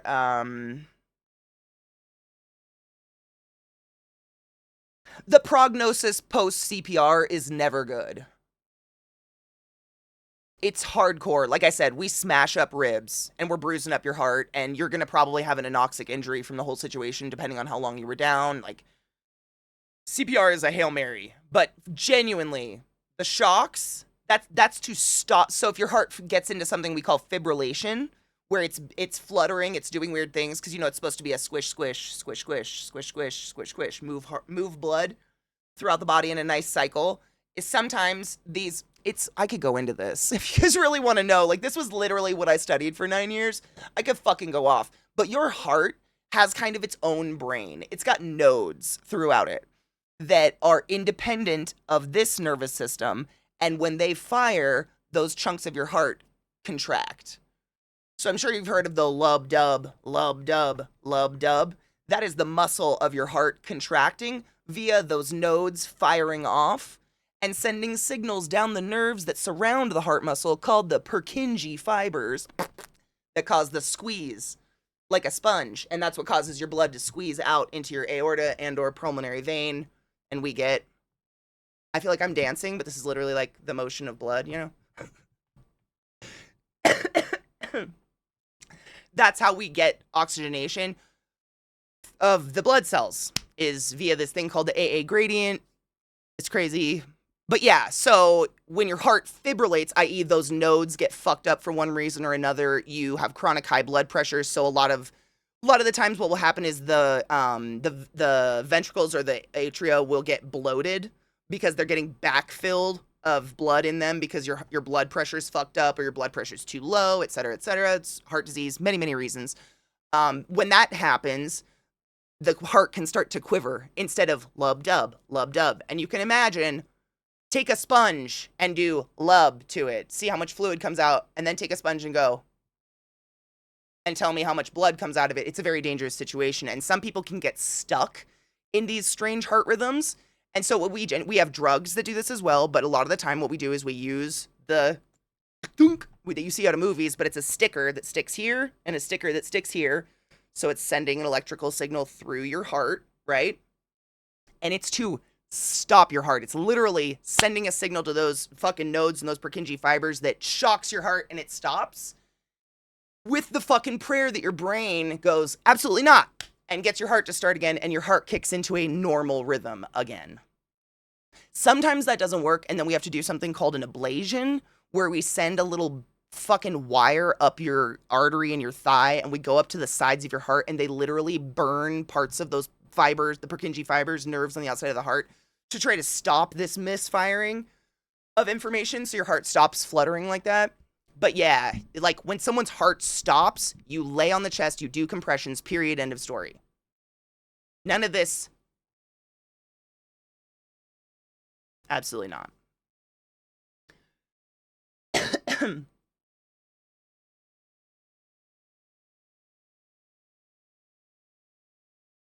That's why you can be brain dead and your heart keeps pumping 100%. Yeah, it's pretty wild.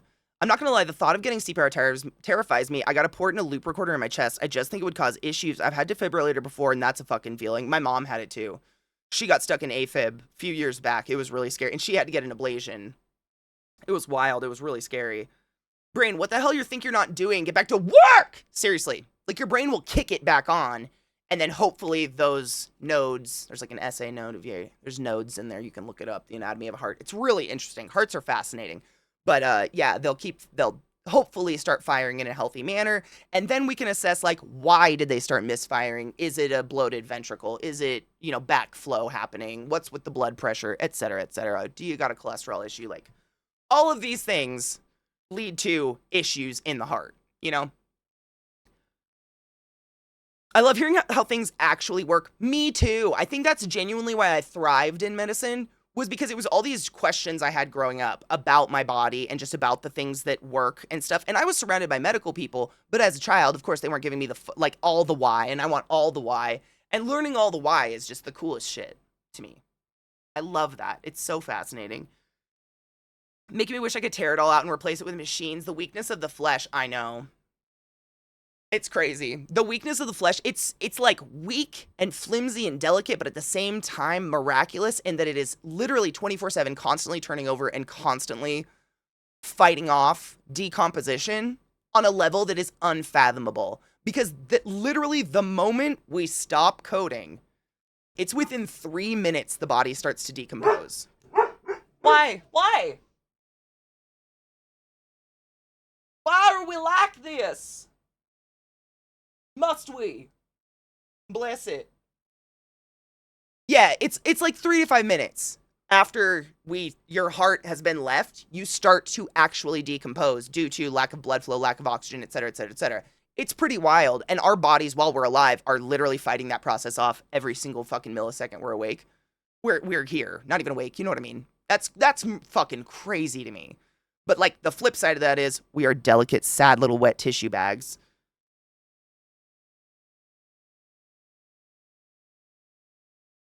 His butt's behind me. I think they need to go outside.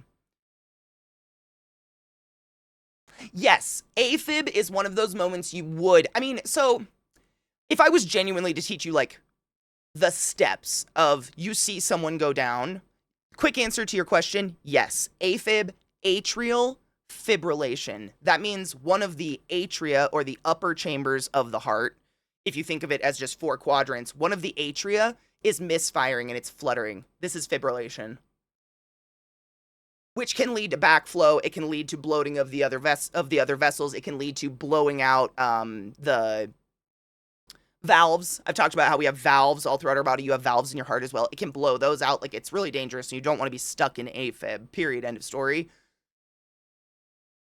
So yes, absolutely. So basically, you see someone go down, i.e. they fall down, they're not moving, they're not conscious. You run over to them, you feel for a pulse. You don't feel a pulse, someone call 911, you lay on the chest. And by lay on the chest, I mean straight arms, hands out, on their sternum, and you are doing as fast and hard compressions as you possibly can.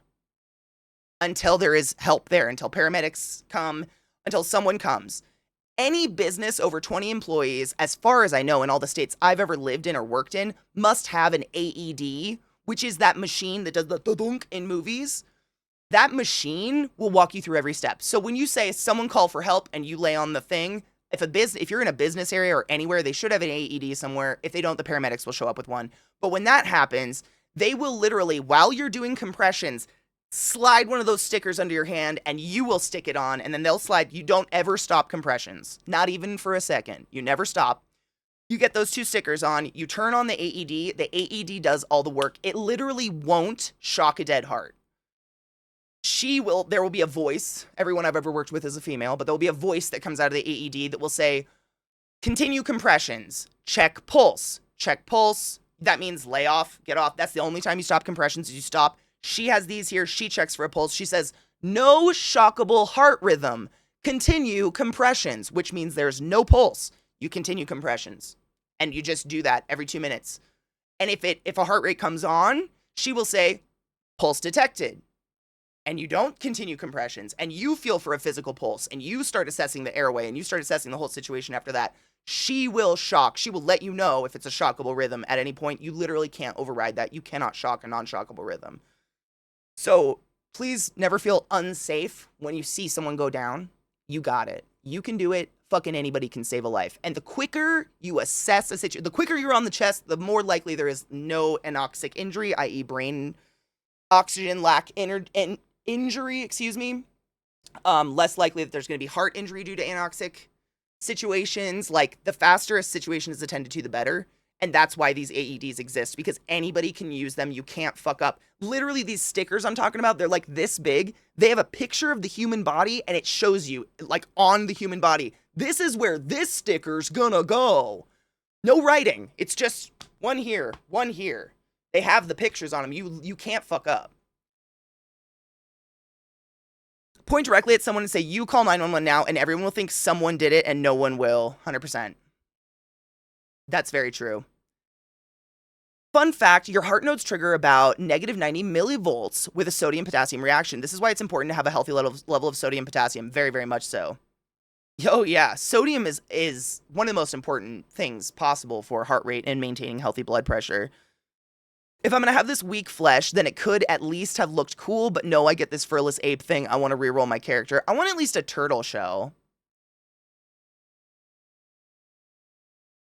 Cues up how to save a life. I know. I never want to leave anybody with questions. So we're going to take a quick break, but please, this is literally what I went to school for 9 years for. I never want anyone to have questions. So if you have any questions, if I can answer it and it leads to you feeling safer when it comes to helping somebody, please let me know. Oh my God, how to save a life. Is it Coldplay? Who sang that song? The Fray. It was The Fray.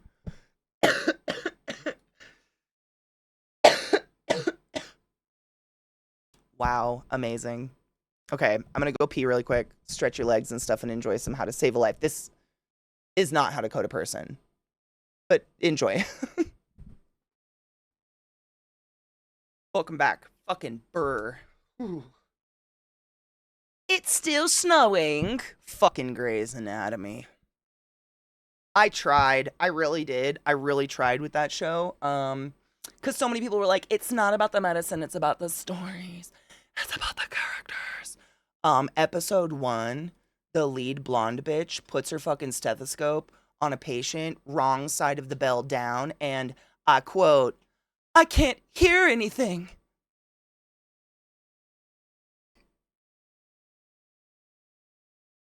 Couldn't ask one person. That was Grey's. Oh, it's Grey's. Is that skinny blonde bitch. It's burned into my mind. Trust me. Because it's not funny. It's actually like a serious moment. And they just didn't do enough research to see which side of the bell to put down.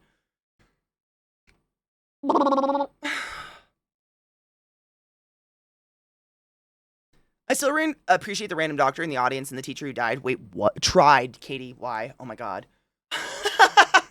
My high school kept the AED locked up in a nurse's office, so anything after hours or weekends wouldn't have access to that. No one has a key to the nurse's office except the nurse. That's dangerous. A policy that changed after an incident during a band concert on a Saturday. One of my teachers literally punched out the window to the nurse's office to retrieve it. It was too late and in vain because my grandmother had a heart attack that pushed a blood clot to her brain and gave her a stroke, but the increased blood pressure ruptured that into an aneurysm. Wow. That's terrifying. I was gonna say, like, that shouldn't be locked up. What the fuck?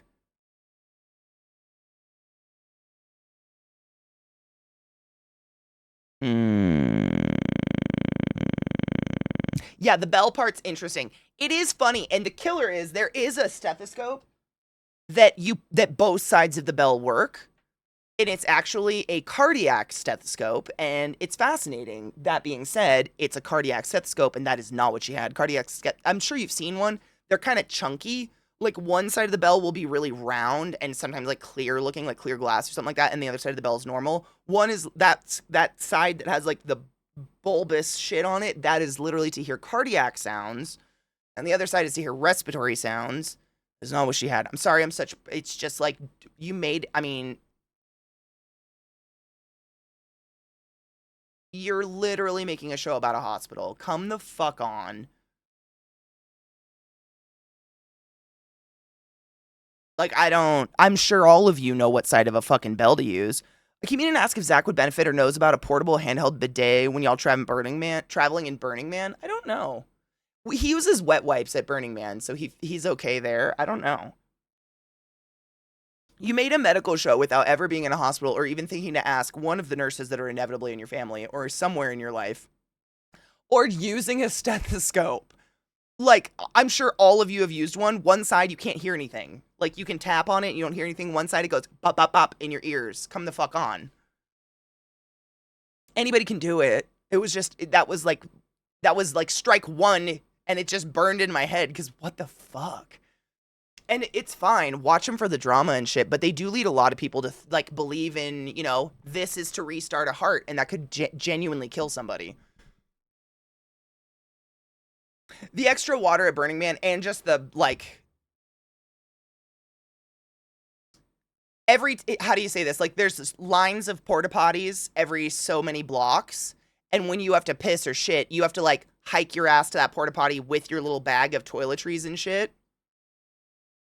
And not only would that be a lot to hike over, but also I think you'd get a huge strike on wasting water. That's, like, a big deal, because I mean, you know, it's water. There's actual biodegradable wet wipes, not flushable. Nothing is flushable.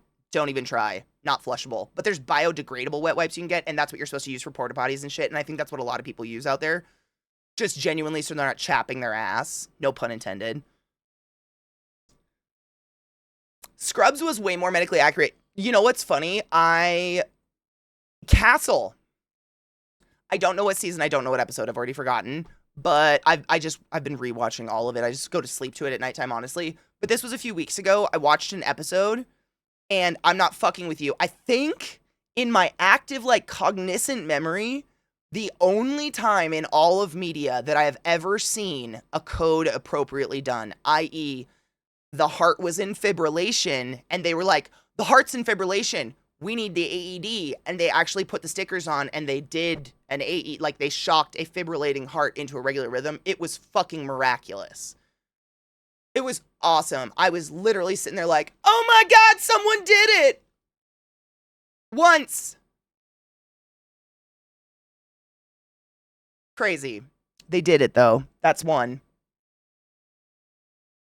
9 pool balls? Do you do that regularly? It's not about whether or not it can make it down your toilet. It's what's happening at the water treatment plants with those flushable wipes. Toilet paper breaks down into a kind of a goo that breaks down and breaks down and breaks down into something that they can filter through a filtration system. Wipes do not. There is no wipe that breaks down in that system, so it ends up clogging up the filters of local water treatment plants and then causing backflow, which then backflows into natural water sources back into the groundwater, and we're ending up with a lot of feces and a lot of piss and bacterial growth in water sources underground, like the water aquifers that we are feeding off of because of that backflow.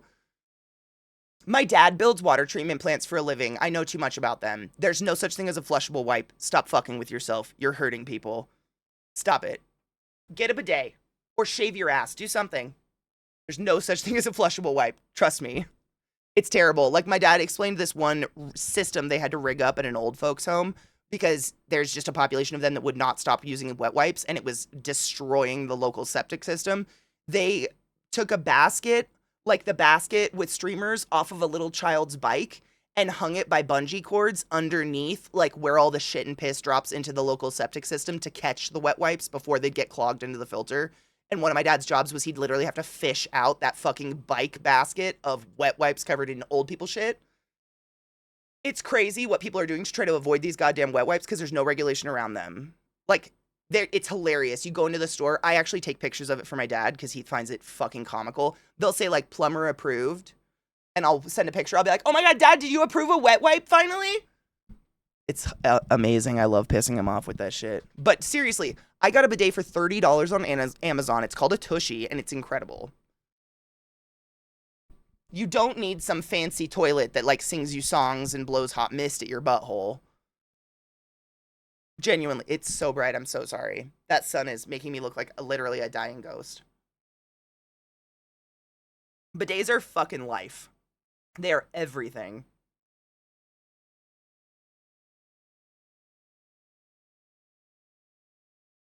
They even mark on the container you do not flush the wipes. It's, some people just, it can't. Oh my God, am I finally a vampire? Is it happening? This is the skin of a killer, Bella. Oh.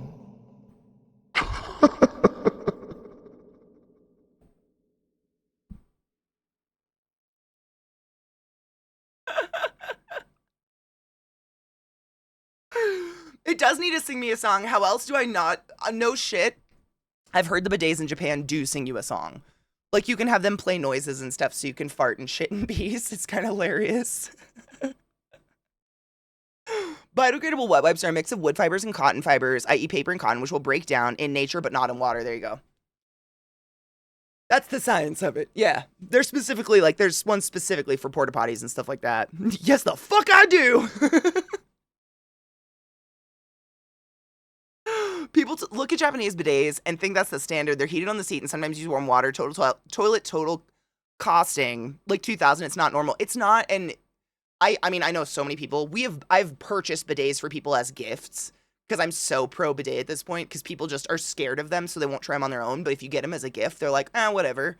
And every time they like literally are thrilled. They're like, oh my God, this is the best thing ever. I'm like, don't you feel clean? And your butthole feels so happy. Amazing.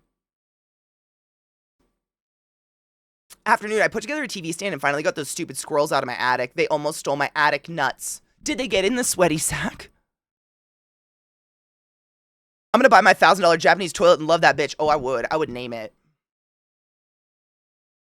Dream, 100%. A lot of people are. And now it's like when you travel without one, you feel like a filthy monger. It's so weird. Genuinely. Because if you think about it this way, and this is how it was explained to me. If someone took a shit on your hand and just gave you a piece of tissue paper to wipe it off, would you then feel safe to lick said hand and eat with said hand and feel awesome about said hand? Or would you care for a little bit of water? Maybe. I was like, oh my God, I would like some water, please. When you think about it that way, it genuinely just kind of clicks a little like, And for real, not just before I ever had a bidet, it didn't click for me in all of these instances I'm about to explain to you. It had to click way later. But now putting it together. I'm going to fuck you. Now putting it together, I'm going to fuck you with Satan's cock. Magnissimo, thank you so much for studying the class, keeping the classy alive and giving it your swings. Go forth and be consensual. I fucking appreciate you. That's a lot of goddamn months, motherfucker.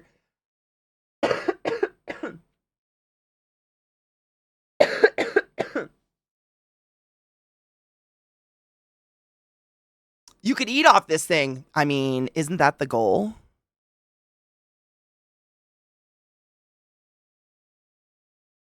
I forgot what I was saying. We fucked with Satan's cock. I'm glowing. I don't know. Get one of those ultra fancy Japanese toilets to talk to you and play atmospheric music. That's what I'm saying. There are toilets that actually sing to your asshole. It's pretty magical. As long as there's nothing wrong with using a wet wipe, as long as you don't flush them. It's just like en masse flushing them I mean, like I said, it clogs those filters because they don't break down in water. Backflow of feces and piss and everything anyone's flushing down a toilet goes into the groundwater, and then that's what our vegetables are growing with. It's going into the aquifers. We're finding feces and really strange things in aquifers where, like, water shouldn't have even reached them yet. Like, I don't know. There's a whole science to it. People are smarter than me than this. But, like, there's a certain amount of time it takes rainwater to fill those aquifers again. But because it's backflow of these, like, shit ponds, essentially, it's seeping into the ground faster. It's really disgusting. Like, don't flush wipes. Just don't do that. We don't want the shit wins, Randy. The shit wins. I don't want the piss asses. Absolutely not. It's not my goal. I want none of that. It uses water from the toilet tank, yep. And there are, like, no shit. So the one I have, I bought it as a joke, genuinely. Oh, that's what I was going to say. So everywhere I've traveled in the world uses bidets.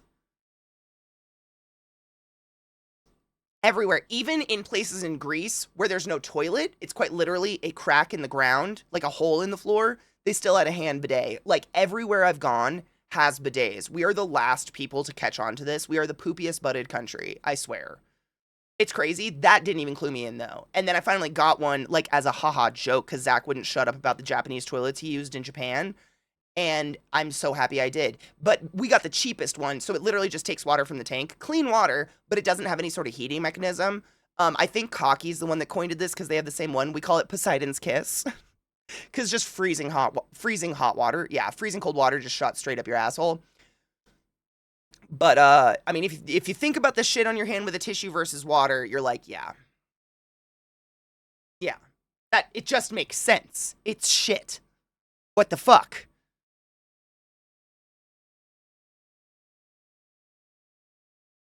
No one wants to eat shit cucumbers and tomatoes.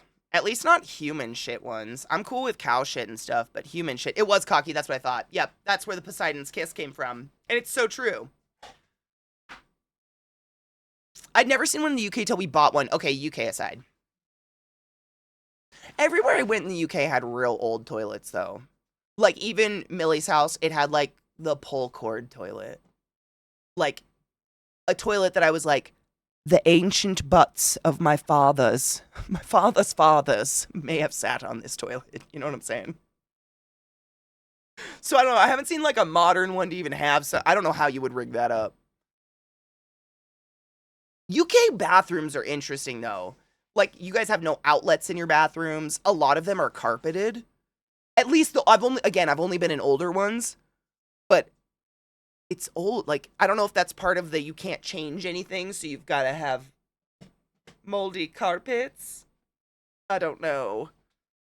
We spent fucking hours trying to rig that shit up. I believe it. I believe it. The Netherlands don't wash their hands. Genuine...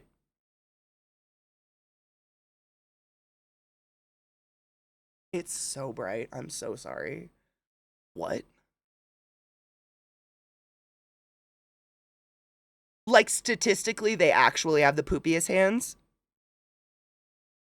I just have a garden hose running from outside my bathroom. You just, like, goatsy the window and hope for the best. I'd love to see the wall. Several hours after I woke up, the meds and all the coughing, I think I can handle sitting at my desk without keep drinking water. Just keep yourself hydrated and eat something salty so you keep that hydration on. All of my ancestors' asses have sat on that. That's what I'm saying. Why would you carpet a bathroom? I don't know. My Nana had a carpeted bathroom. They had, like, an older house. It was an old Rambler.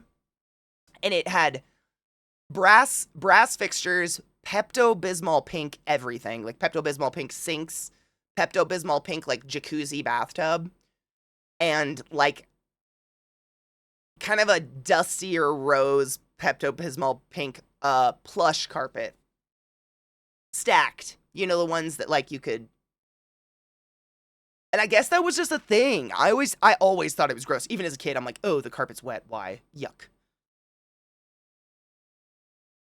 Gross. Cheers.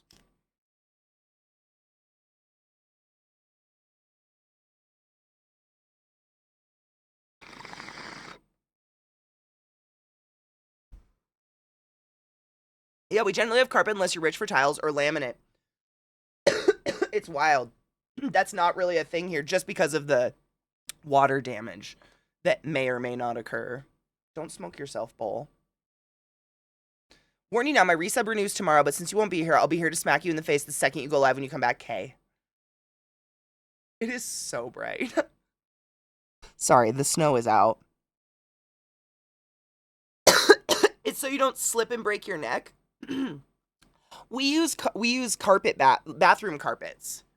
So, like, every bathroom I've ever had is tiled or something, but then you usually have a little carpet that you can put down in the bathroom that you walk on that dries your feetsies off and that you can wash in the washer and dryer. Rugs. Yeah, little carpet rugs. That being said, I still slip and almost break my neck, so it is. It's the snow and the sun. I just see myself in OBS like I'm just a white ball. I spent a week ripping out the carpet in the bathroom after we moved into our current house and tiling it. Nothing fancy, but they glued down the carpet with so much glue, it was psychotic. Sounds like underneath my sink, where they like used balled up wads of paper towel with wood glue to fasten a sink to a countertop. Still don't understand that. Only rooms in our house that had carpet were the bedrooms, but we ripped out 2 of them, so only have 2 now. Yeah. Instant hole filler. They used it like joists to hold up a stainless steel. I can't bitch about that kitchen anymore. We also have the bathroom mats, rugs, even in carpeted bathrooms. Really? See, you walk on the carpet to the carpet that's on the carpet? So there's just like one special spot in the bathroom that doesn't get wet. Okay. That's the sacred spot. The drunkers that did repairs on our house used wadded up paper towel with glue caulk to fill holes as well. Wow, that's nice. Glad I'm not the only one, but also I'm so sorry, because that's stupid. There tends to be a mat around the toilet to catch shit's weight.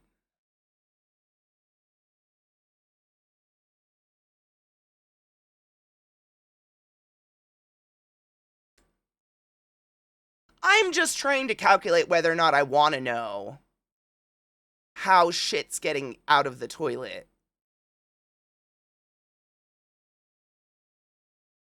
Is it a...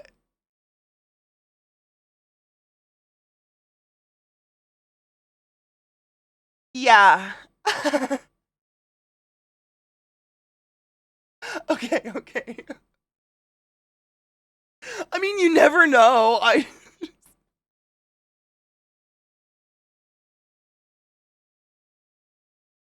I'm not here to judge. They got shit on the toilet. Shit on the toilet seat. Shit on the wall behind the toilet.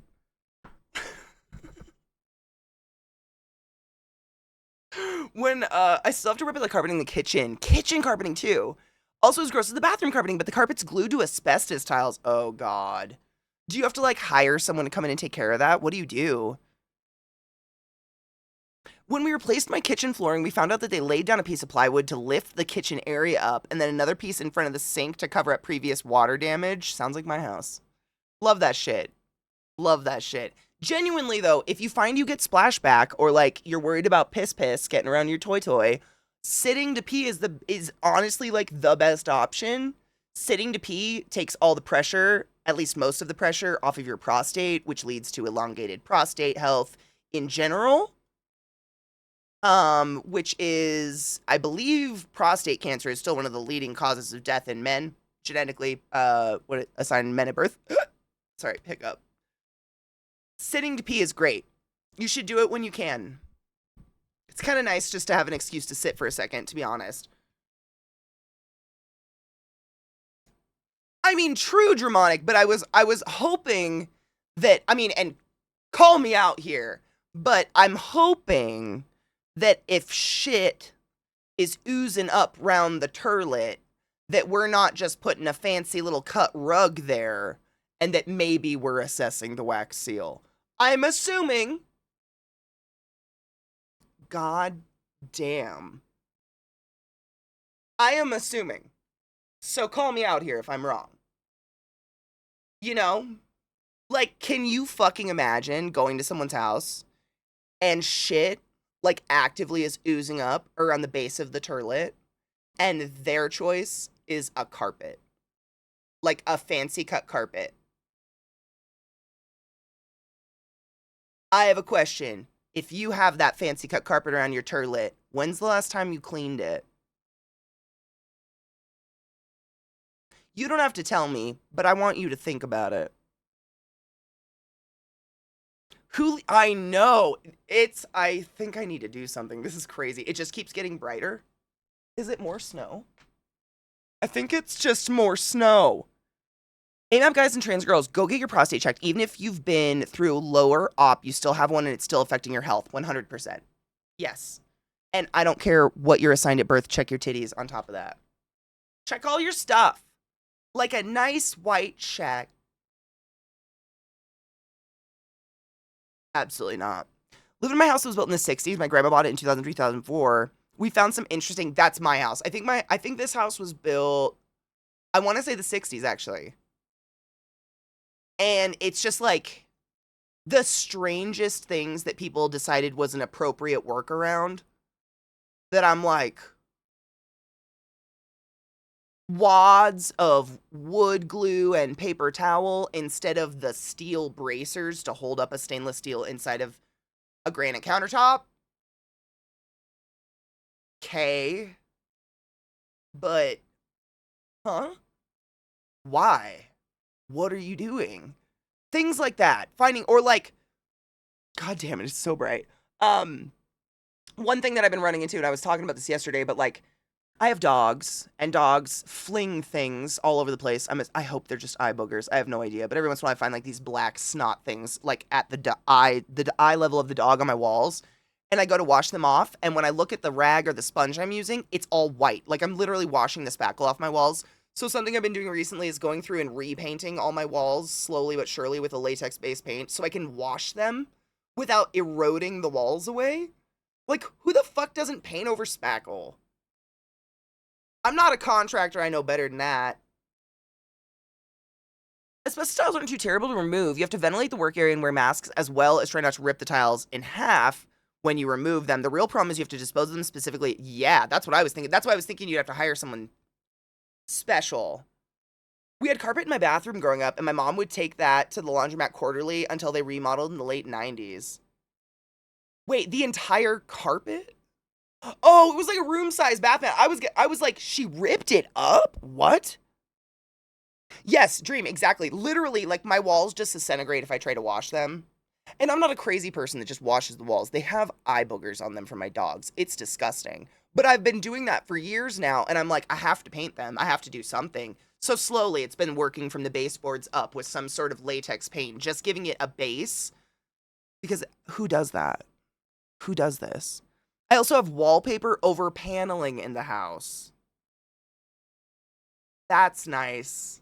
I think my most annoying thing is that the house started to settle weird. I guess weird. I don't know. Since it started to settle, like, the ceilings have separated from the walls, like just a crack. I mean, it's not even space. It's just like you see it kind of like barely enough that I'm like, I can see you all over. Door frames have kind of cracked a little bit because they settled weird. Like everything that has just slowly settled really strangely. Just going through and trying to patch that. Because I feel like if it had been put in correctly, the walls shouldn't separate from the ceilings. Right? Like a correctly built house is built to adjust and grow and shrink and, you know, like move with the weather. And this one, I can see it right there. There's a crack literally across the entire wall where it's separated. It's so weird. Yeah, we have doors. Some of them close ridiculously tightly. Some of them not at all. Same shit. It's just bizarre. Bizarre shit. Or like I was talking about this when I was redoing my sink. But of all the places in the world to not put any latex paint to protect the walls under your sink near exposed pipes. But they didn't, so it was just black mold. Just seeped in. We had to cut huge chunks out of the wall and repatch it with a bunch of wood and like particle board. And then Zach did the repiping of everything down there. But it's just dumb shit. Yeah, Rod's door doesn't open. It's so weird. It just seems like, how? I don't think I'll forget one time during my annual, I forgot that they had already done a breast exam, so I asked, and my doctor, who's a little Russian lady, said, "Oh, they're perfect. Look, soft, soft, soft, soft everywhere. Very good," while jiggling my breast while I was sitting up. That is the cutest shit I've ever heard. I love that for you. I went to remove the paneling in the living area and found velvet wallpaper. Yep, I decided that was more than I wanted to take on. Nailed that panel right the fuck back up. Yep. You might be living in some like ancient bordello or something. There's a really fascinating video I saw a couple days ago about why house sizes exploded about 60 years ago. I can share it if you want. To watch like 14 minutes, I'd probably watch it on my own. I love that shit. It is fascinating. I read something about that years ago, but it was more of a scientific paper on the studies of how kitchens were shrinking and bedrooms were growing, which I thought was really interesting. Like bedrooms were getting bigger and bigger and bigger, and kitchens were getting smaller and smaller and smaller, and like people were just like losing dining areas and stuff. I don't remember why I was reading that or where or when.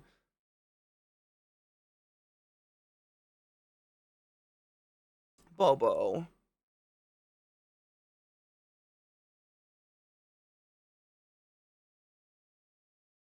She's with Millie. They can be lazy cunts together. I'm sure that's how they thrive.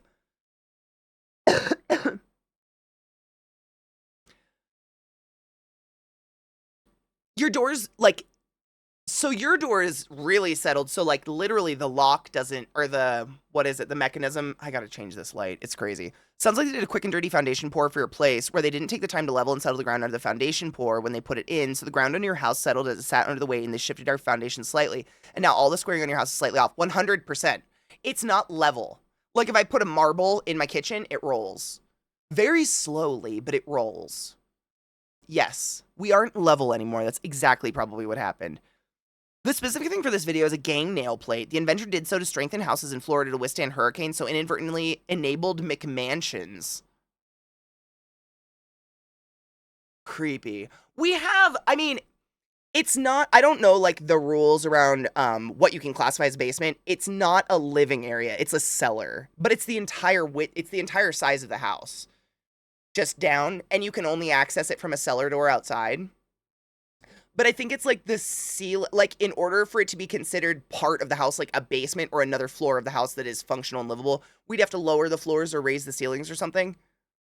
It's like just too short. I don't know what a gang nail plate is, but I believe it. There are a lot of McMansions. I'm going to go assess this light situation because it's just getting worse. And I genuinely can't see anything. I will be right back. Enjoy some music. Yay! Oh, that's so much better. Okay. I put a blankie over the window too. It's just so much fucking snow out there. Holy crap. Like, it is so much. Welcome back. I know, I have, look, features. That was so, like, it feels so dark in here now, and it's still really bright. My eyes gotta adjust, because that snow is wild. I know, I felt like my face, like, I looked in OBS, and I couldn't see my chin. It was just, I look like a thumb people. Oh, God. It dawns on me that I haven't pooped since I gotten better. Should I have a concern? No, because, I mean, think about it. You probably weren't eating at all. And while you were sick, you pooped yourself stupid or vomited yourself stupid, right? Just have some eat like a salad or something, if you can, or like a soup that's heavy in veggies. Yeah, you're just empty. No. That's totally normal. That's totally normal. We genuinely are similar to your lungs, the residual volume in your lungs. We almost always have something in our intestines moving through. They're never like completely empty, you know what I mean? But if you get sick where you're literally like just everything is coming out of you, you are genuinely empty. Like genuine. Like you can actually be empty. Yeah, prunes. Seriously, I love prunes. I love dried fruit. I'm a huge fan. But anything that's got fiber in it that's chewable will help just get your metabolism going again. Because actually having like empty gut like that can cause cramping and stuff like that. Because like, you know, you have that, I'm sorry, you have that, you have smooth muscle lining your intestinal tract that's causing that peristalsis, i.e. it's squeezing, trying to move stuff through. It's doing that all the time. So when there's nothing in there, that's when you can get like that horrible cramp in your lower stomach, that lower gut area. Apples. I mean, if you can get raw veggies and raw fruits, that's why I said soup. Raw veggies and raw fruits can be hard to digest. They just take a little bit longer. So if your tummy's feeling up to it, those are great. But if not, like cooking the veggies down a little bit, you're still getting a good fiber amount, but it's not as hearty. It's not like as hard to break down. Some people, I thrive on salad, but some people, like, it's definitely difficult. Exactly. Soup, exactly. You're probably taking in most things, just fluids, just trying to stay hydrated. Yeah, that's absolutely normal. You can view the non-mobile website on your phone if you resub and you're desperate and bypass the extra mobile service charge. I wonder if that's real. I hope it's real. I just want to know what they gave me for the emergency surgery I had a couple years ago. Didn't go for 5 days after.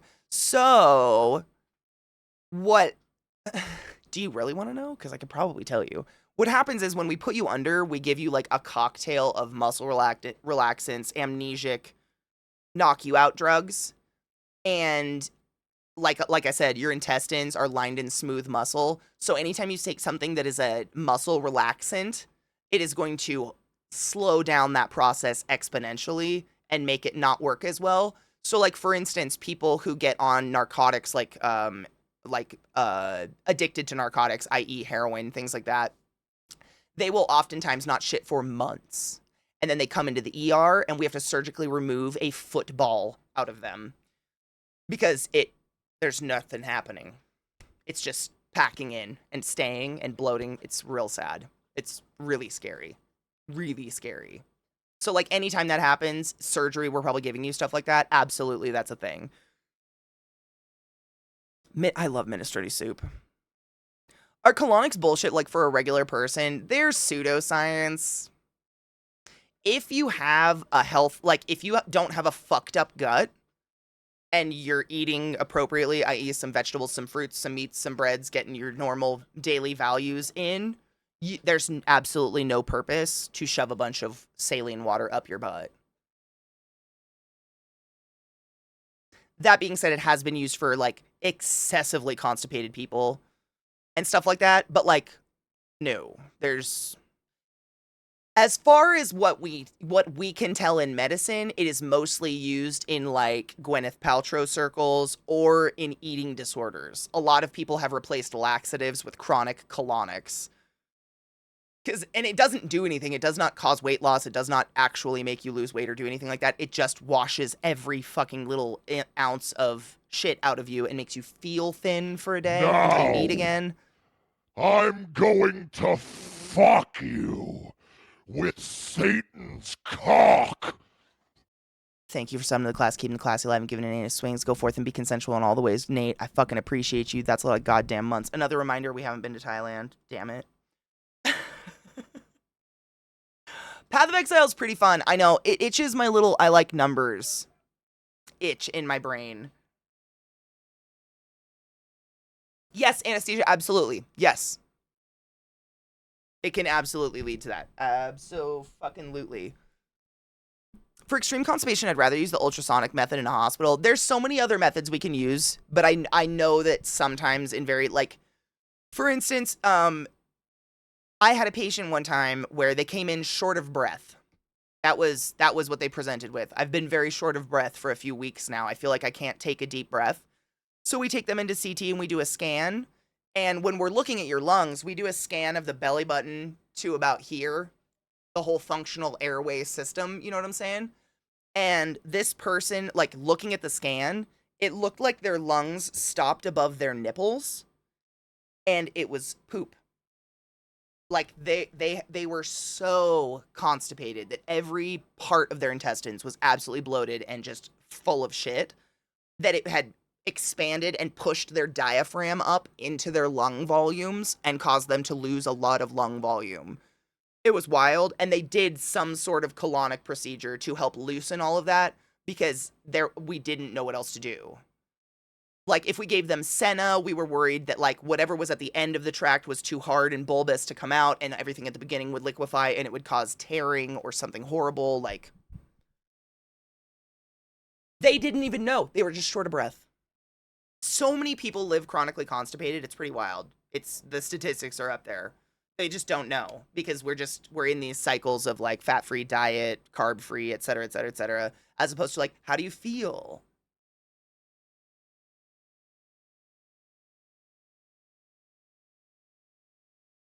Colace is pretty gentle. I was taking half a dose a day when I broke my ass. Colace is one of the most gentle, and then there's Senna, which is more the emergency. Like, we give it to people who, like, put things up their butt a lot of the time.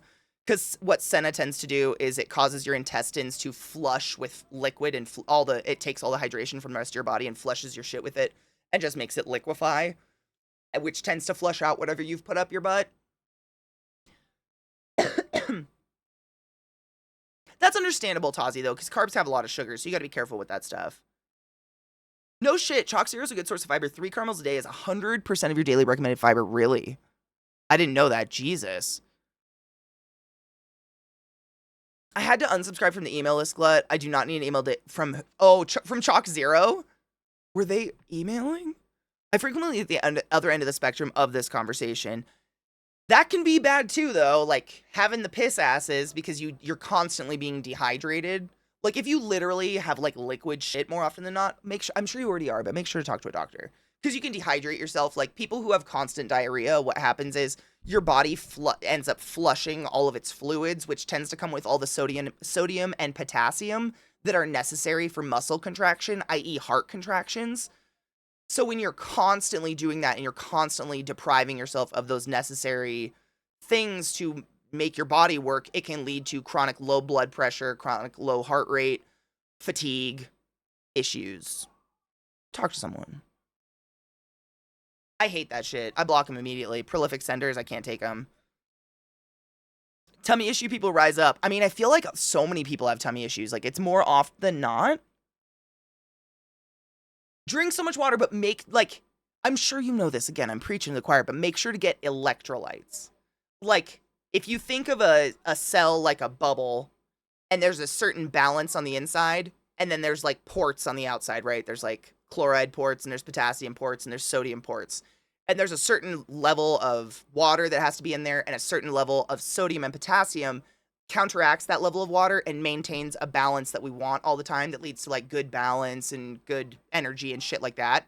And when your body's constantly dumping all that sodium and all that potassium and all it has is water in the cells, it throws off its own balance. So you need to be taking on salts as well. Salts is electrolytes. That's all electrolytes means is salts. It's different types of salts. But in order to stay hydrated, because if you're just drinking water constantly and you're not taking on any electrolytes, i.e. salts, pickle juice, for instance, you just piss all that water out. You don't actually hold any of that hydration. A lot of people, like, when I was, like, in college, carrying around an Nalgene bottle and overhydrating became a really big thing, and it actually led to, like, skin issues and massive constipation because it was just excessive hydration without any electrolytes whatsoever. So you weren't actually, you thought you were hydrating, but you were just peeing more. Exactly, yeah. You don't want clear pee. It's what the plants crave. Electrolytes. Brondo, it's what the plants crave.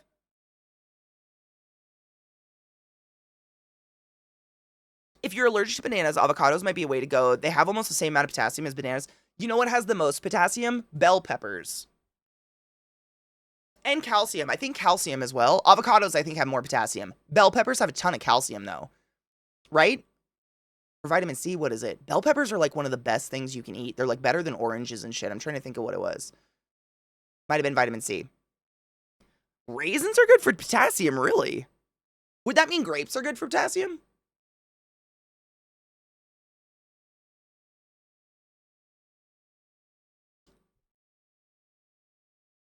Ooh, dream. Fuck yes.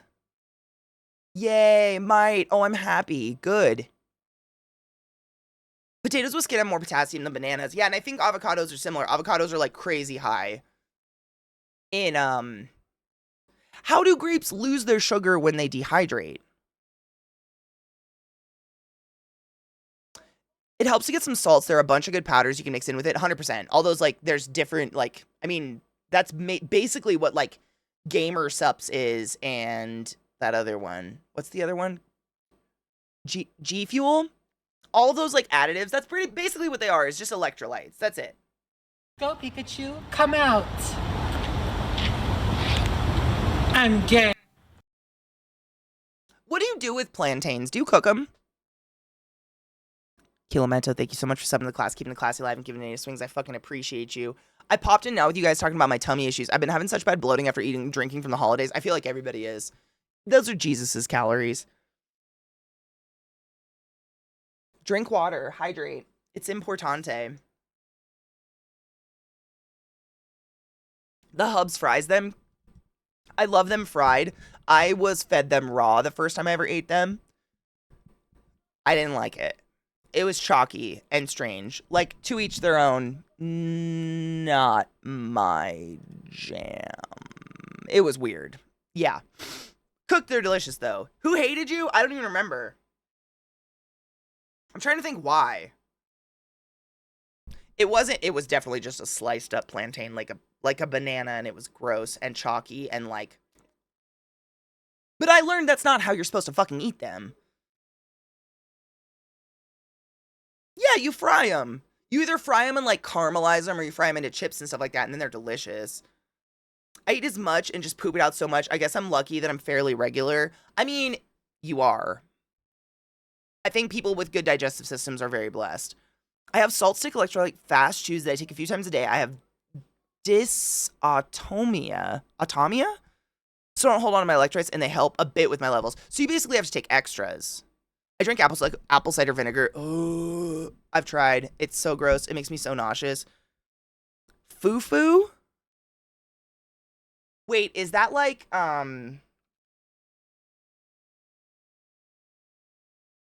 It is. It's like poi, right? I think it's like a goo that you use to eat other stuff. It's a goo. That's all I know. Yeah. I've tried. I have tried. It's so goo. It's goo.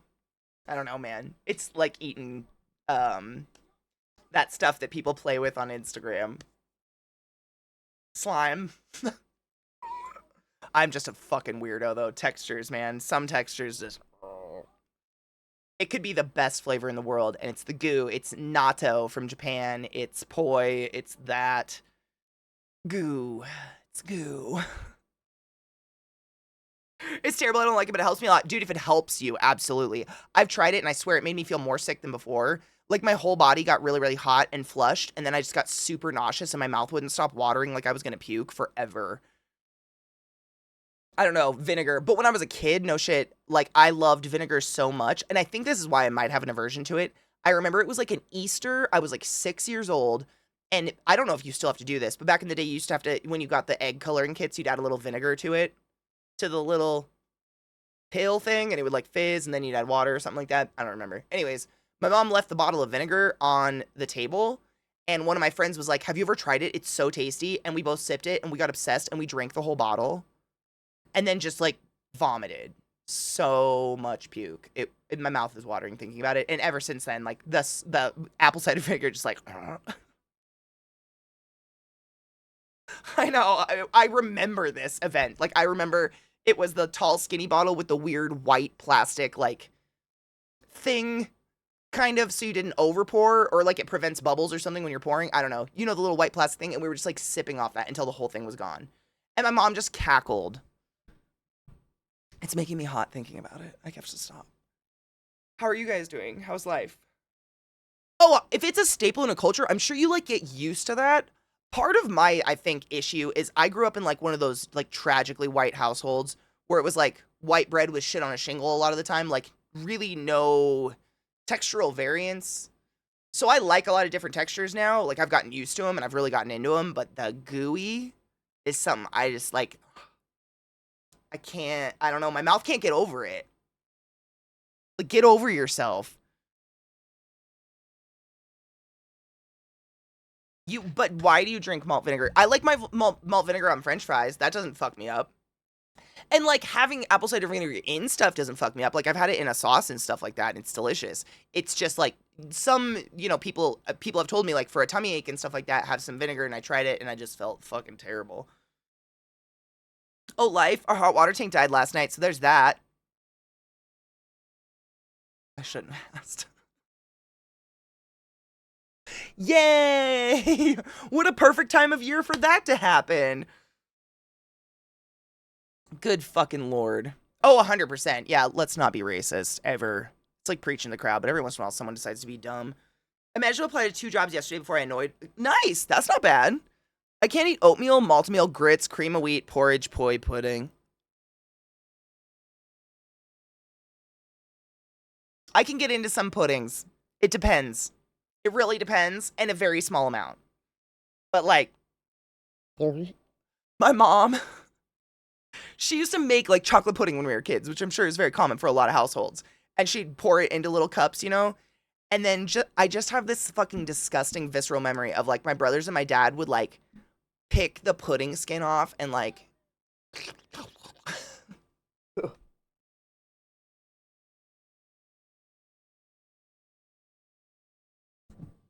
it's just not okay.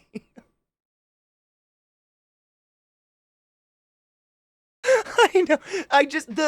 I'm not like that's how I remember it was they like, I was just what are you doing? I'm so sorry. I apologize. It was pretty visceral. I basically eat anything that's considered edible. I'm very unpicky, which makes eating out annoying. I kind of get that. I'll try anything twice. Like if I'm presented with something, even if it appears gooey, like I don't want to miss out on a life experience. I'll try it. But it's just not really like mochi is really hard for me. Mochi's kind of like where my breaking point is. And if I'm gonna eat mochi, I prefer it the frozen kind with a little ball of ice cream in the middle. Because it's like less. I'm not a huge fan. I can do it. I can do it. But it's a little gooey. It's a little gooey. I'm sorry I keep saying that word. I don't know what else to say. It's gooey. I like vinegar in moderation. It gets overpowering fast, though. Some Tabasco flavors have too much. I agree. I don't like really watery hot sauces. I like hot sauces that hold up a little bit, have like a little bit of substance to them. Like a streamer I used to watch a lot basically did a guided racism tour one day going off on other cultures' food.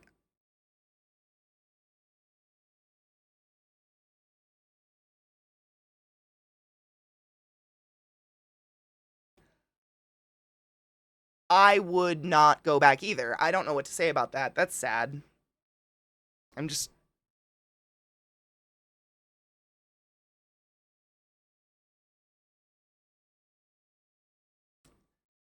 People are fucking shitty sometimes. I had a visceral shudder. That's what I'm saying. That's why I can't. Like, those kind of memories are just like. Ooh, Jasmine. Fuck yeah. No, you're not gonna fuck it up. You're making your first turkey for turkey noodles. How can you can't fuck a turkey up? Seriously, like make sure you take the guts out of it if you're doing a whole turkey and you roast it like a chicken. It just takes forever.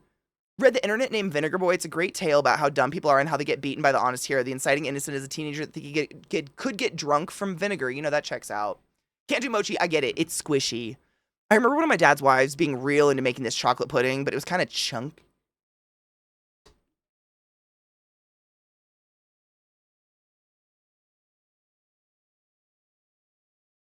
I'm so sorry.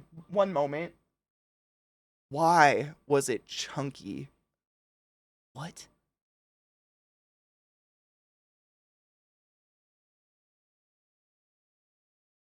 Like tapioca? Dude, I don't know, and it plagues me. I had to turn away. Like, this is a very visceral reaction I'm having right now. I had to turn away from you.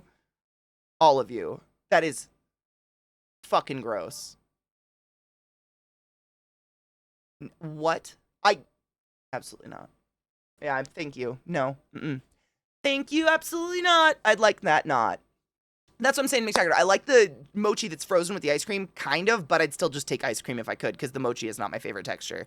Just gooey. That's it. I'm glad I don't have any food texture issues. I just don't like the fishy taste of seafood. You know, I was taught when I was a kid that fresh seafood should not be fishy.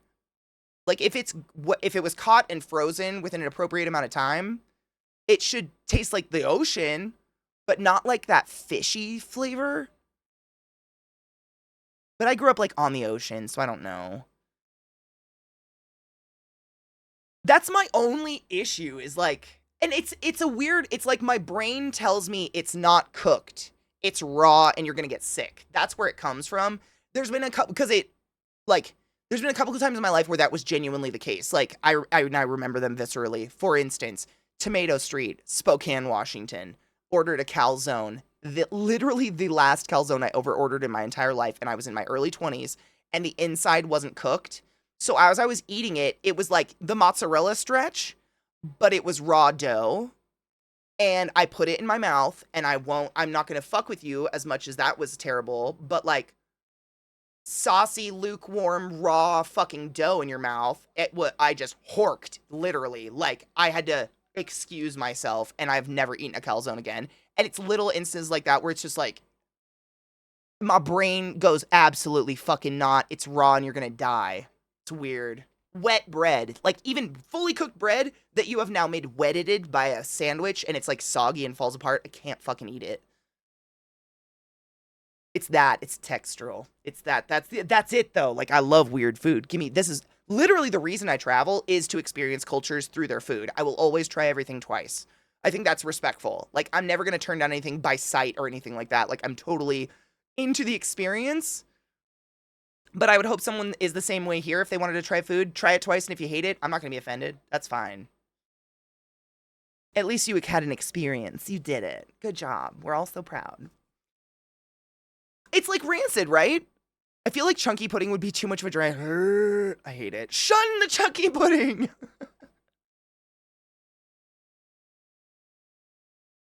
Fresh seafood's so different than non-fresh. It is. There's something interesting about it. I don't know what it is. All seafood, as far as I know, especially if it's sushi grade, it has to be frozen. It has to be flash frozen, no matter what. If it's to be eaten because of parasites, like risk of parasites and stuff like that. I don't know if that's all fish, though. At least in the US. Is it all fish? So it's like, as long as it's flash frozen within a certain amount of time, it is fresh. Like, it's been frozen at its most fresh point. I've 100% gotten good seafood in my area. It's odd because I'm in Western PA, but there's a shipping route via the Mississippi River. I just never got a taste for it. Dude, you're lucky. Really? Oh, I love pineapple. See? Isn't that interesting? It's just different textures and different flavor profiles. Like, I fucking love pineapple. I will literally let pineapple eat my mouth. It's a problem.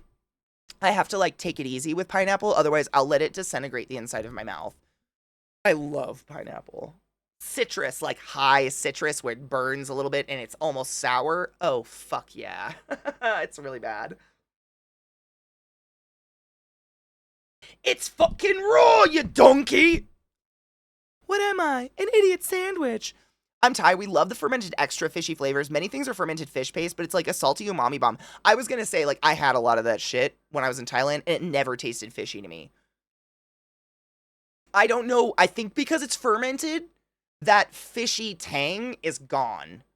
It tastes like ocean. Like, I don't know if I think I told you this, Nate, but when I was in Thailand, we did a cooking class, and it was super fucking fun.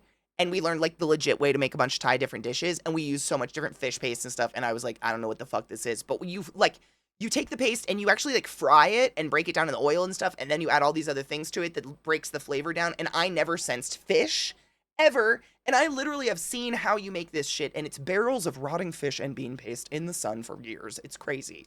I don't smell fish, though, and I'm really, like, I would say I'm one of those, I'm very sensitive to smell. Very sensitive to smell, like bad smells and shit like that. It would get me if it was gonna get me, and it didn't. Cheers. I take a couple bites to give it an honest attempt. Exactly. That's me too. That's why I say I'll try anything twice. Absolutely. I want to give it an honest attempt because I'm not going to be a child about it. But also, after I give it an honest attempt and I'm still like, it's squishy and weird, please respect that I can't do that texture, don't make fun of me. I won't make fun of you. We all got our things.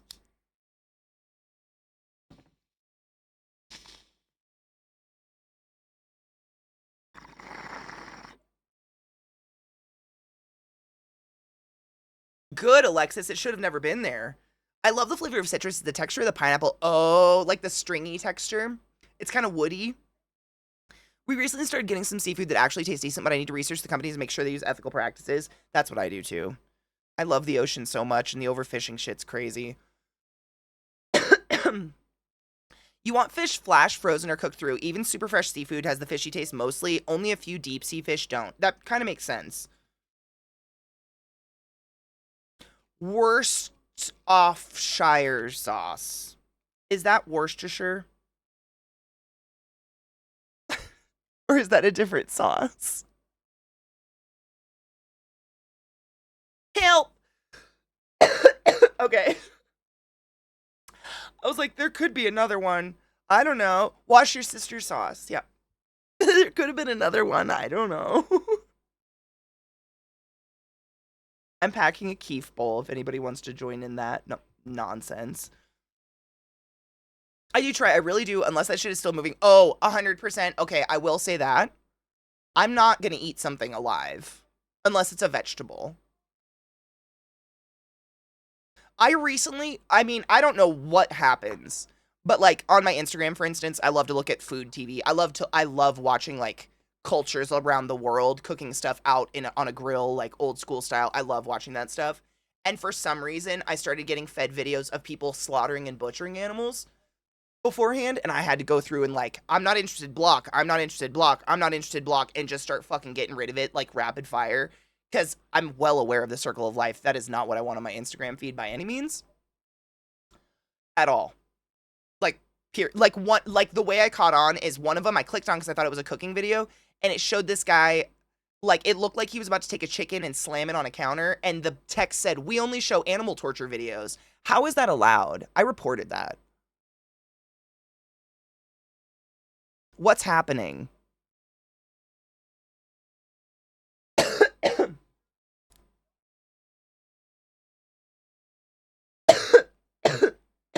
You should be picky on salmon. No shit. I think I read this somewhere ages ago. Correct me if I'm wrong on this or if this is still legit. But salmon is one of the most recent types of sushi because it is the most ridden with parasites. Like salmon, because it's so fatty and tends to roll in rivers that tend to be not be as cold once it gets out of the ocean. They are like, their meat is riddled with parasites. You never want to eat salmon that hasn't been flash frozen. Right? Something like that. Same, kills, thank you. That's exactly where I'm coming from. Like, I grew up on a farm. I'm well aware of the circle of life. I've been there for the slaughter and butcher of animals. Not entertainment. That's not for Instagram. I want to watch people cook things from their culture and tell me about the story of their grandmother's, like, recipe. I'm not here to watch that. What the fuck? How is that allowed? It's weird. The serial killer channel. That's what it felt like. That's what it felt like. That was weird. The time on the turkey is what gets me fucked up. I got high. And now I'm behind. I mean, you have hours, though. Is it Atlantic? Is that what it is? It's Atlantic. Yeah, it's something like that. There's something about salmon where it has a high percentage of parasites in general, so you just want to be really safe about it. I grew up eating river fish. Like, I'm the least good example. Like, I probably shouldn't have eaten a lot of the fish I ate, but, you know. Better to be safe. I feel like my part's fucked up and I can feel it on my skull.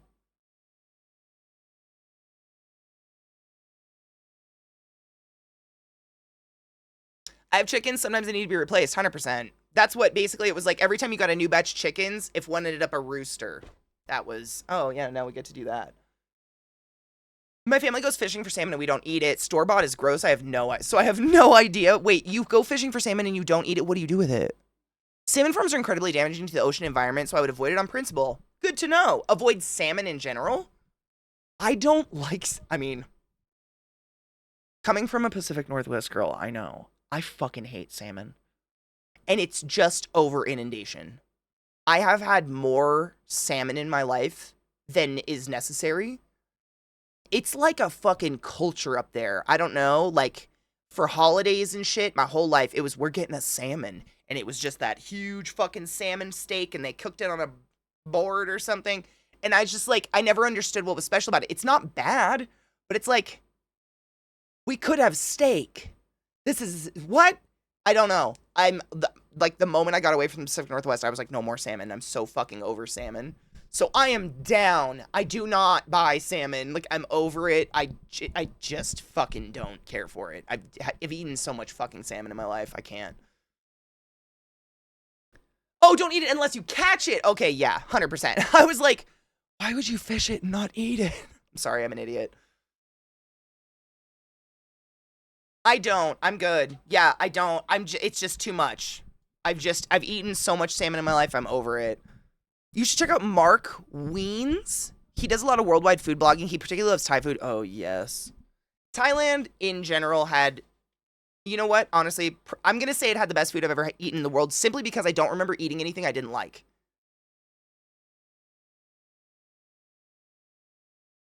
Again, I travel for food. Like, I don't know if it's because I grew up on food TV. Like, I definitely grew up raised by Anthony Bourdain and Andrew Zimmern and Julia and all the wondrous chefs on TV. Like, I love watching the Travel Channel. That was when they traveled. That was one of my favorite things to do. I don't know if that's what got me into it, but I think one of the best ways to experience a culture is to fucking eat their food. Like, eat that culture's food. Like, get deep into it. I think that food tells kind of a story of a culture. I don't know. I think that's genuine, but I can't remember disliking anything I ate into. Wait, one thing. Hold on. What was I writing down? Why did I take out a pen? Mark Wiens, that's why. Wines, whatever. Got him. Mark's wiener.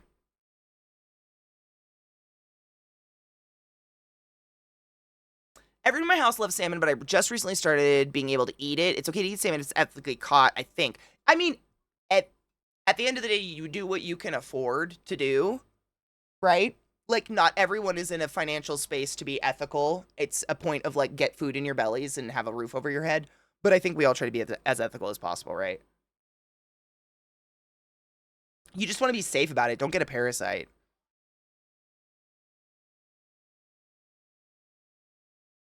Yeah, like smoked with cream cheese. I like smoked or candied salmon. If you've never had candied salmon, I genuinely don't know how they make candied salmon, but it's fucking delicious. My boyfriend said to remind everyone to wash their damn rice. He's yelled at me like, I mean, it's better. Like, for me, and this might be a dash of my OCD, but I worked in a restaurant where we had to serve rice-based dishes for a bit, and the first time I got the job of washing rice, I was like, oh my fucking god, what is coming off the rice? Why is the water so dirty? And I have never had an issue washing rice since because big icky yuck yuck.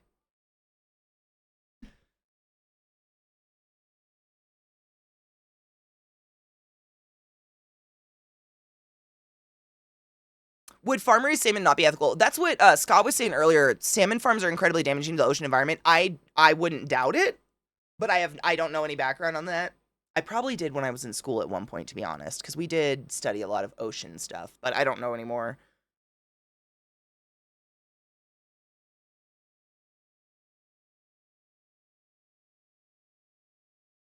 It depends on what you want. Don't wash your rice if you're going for a starchy dish like paella or risotto. It's just, yeah, it's starch and it's the I want to say sheath. It's not the sheath. What is it? The husk. It's the little rice husks that come off. Like, that's it, but I genuinely love a clean fluffy rice. That's one of my favorites. I don't think risotto's worth it, but that's just me. That's a whole lot of standing at an oven. Same dream. And then you make it and you're like, oh my god, it's so fluffy. And like the kernels are individual, like the grains are individual and they don't stick together. Like, what a magical experience we're all having together. Always remember to unsheath your rice. I don't know if they spray it with starch. Rice is a starch, right? That's what the grain is. I think it's natural, but they might also, I mean, it's kind of like, they could do something like with apples, for instance. If you buy apples that are not organic, I don't know if organic does this as well, but I watched a thing like how it's made on apples way back in the day. And to sterilize the apples, they have to put them through like a hot water sterilization process. But apples are naturally coated in like a natural waxy substance that protects them.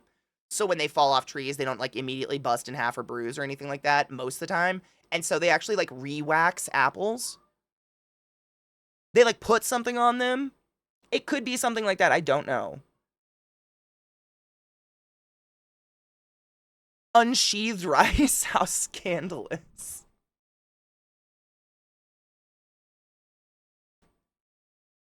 Yep. Unsheathed. I couldn't. What is it again? Husk. Is it a husk? I love making risotto because it's a hands-on activity. It's like, it's that weird thing where I've now interacted with the meal so much, I'm sick of it. Without ever having tasted it, I'm done. Whereas, like, I like doing stuff where you put it in the oven and forget for 4 hours. And then you come back and you're like, what's this I accidentally forgot for 4 hours? I've been so high. Look, food. And I'm not sick of it. It's weird and I hate it. I want to change it about myself. But that's risotto. It's just sitting there and stirring in water and stirring in broth and stirring in broth and stirring. And by the time I'm done, I like resent the dish. I'm like, fuck you. You know, I could have made a quilt. I could have painted a portrait and I was to prove I could make something creamy without cream. I don't know. I'm too strict. Do you realize how many times I've uncrossed and recrossed my legs just in this conversation? That's how anxious it makes me even thinking about standing in one spot for that long. Hi, Slurmy. I hope you're doing well, Honey Bean. It is a husk. There you go.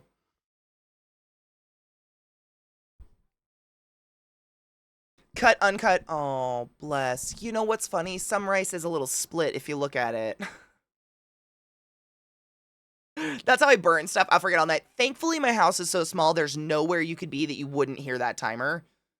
And I tend to set two. Like, I'll set one on my phone, and then I set one on the oven as well.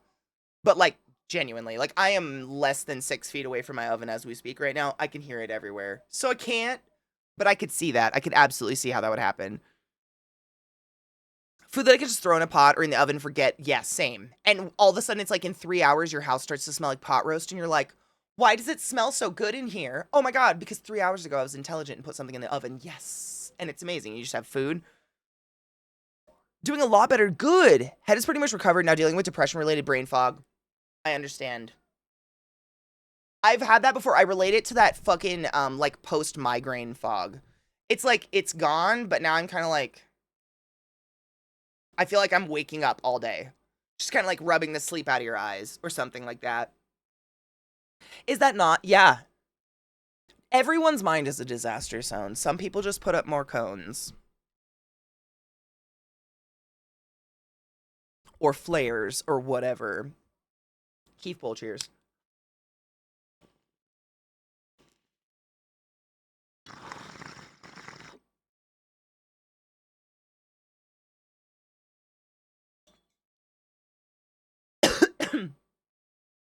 Slurmy, no shit, and I know you probably know this, but I'm just gonna say it again and reiterate it in your brain.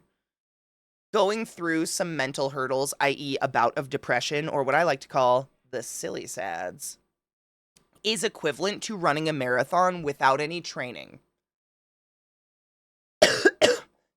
Give yourself time to recover and rest, and give yourself room to rest. Like, permission, that's the word I was looking for. Give yourself permission to, like, I don't need to be productive right now because I'm jello. Like, give yourself permission to sit in front of a TV and veg out with some popcorn and do absolutely nothing. That's imperative. Your brain is just like anything else in your body that when it gets overworked like that, you got to cool it off. So genuinely, don't let anyone or yourself make you feel like you have to be at 100% the next day just because the silly sads have worn off. That's impossible and not realistic, and it's more likely that you'll end up dumping yourself back into them silly sads. Give yourself permission and room to nap. Imagine a nap. I do it once in a while. It's beautiful. It's a treat.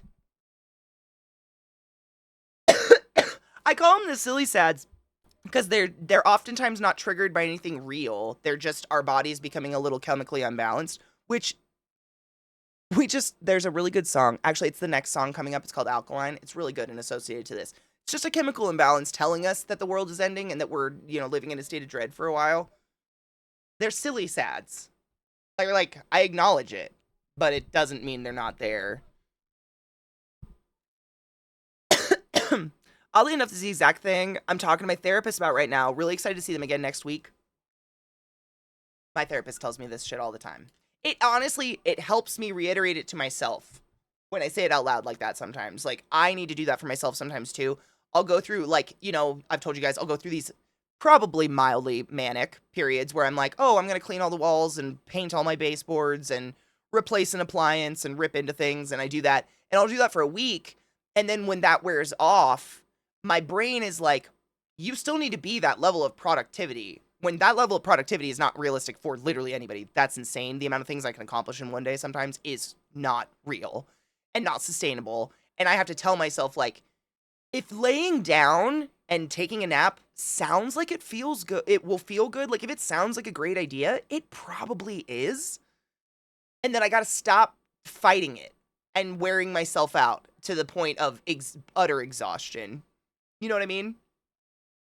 I kind of did that yesterday, if you couldn't tell. I managed to sit this long, exactly. And then I had to get up. But I literally had to coach myself, like, it's okay to sit down and just, like, be a vegetable and paint your nails. And it lasted that long. Nobody's perfect. But we have to keep trying.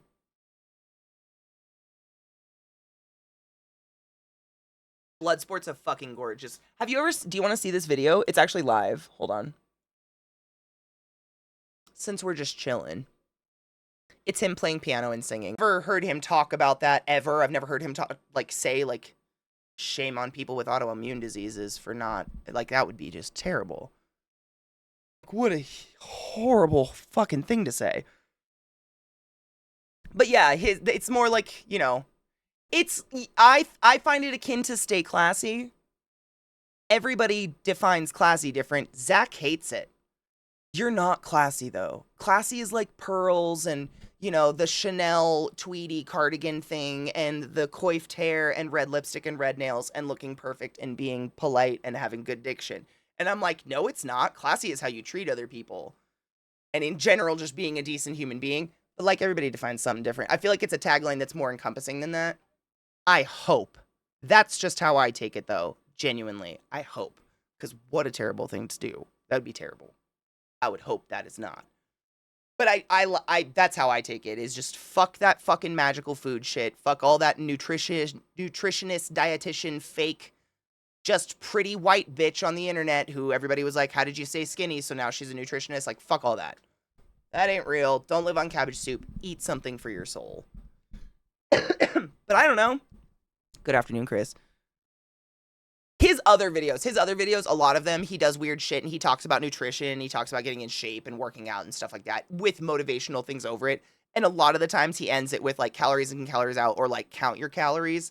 But he says it in like this angry way, usually doing a handstand or like hanging off of the edge of his refrigerator because he's relatively short or something like that. And I always took it as a fuck you to that industry. Fuck you to that diet industry of just magic shit. Because it's all stupid magic food. It's just brainwashing bullshit to make you feel bad about yourself. Mish, my mom still does it. I'm not even fucking with you. Like, as recent as 2 years ago, speaking with her on the phone, it was, I mean, they don't call it that anymore, though. They don't call it the cabbage diet. She was like, we're doing this thing where I make this soup out of, like, cabbage and carrots and celery, and then I strain all the cooked veggies out of it, and I just eat the broth. It's super filling. And I was like, oh, that's all you're eating? Mm-hmm. It's like cabbage soup. Minus all the fiber to shit. Oh, okay. It's still real. They just name it something different. That's all they do. It's always there, that stupid diet culture. And it's just, it infuriates me. Again, I apologize. I get really, really heated about it because I was just... Wow, that came out of nowhere. Heavily submerged in it as a child for so many years that I still deal with a lot of, like, body issues and shit. A lot. Because it's just ingrained. Like, that shit is so hard to rewrite out of your head.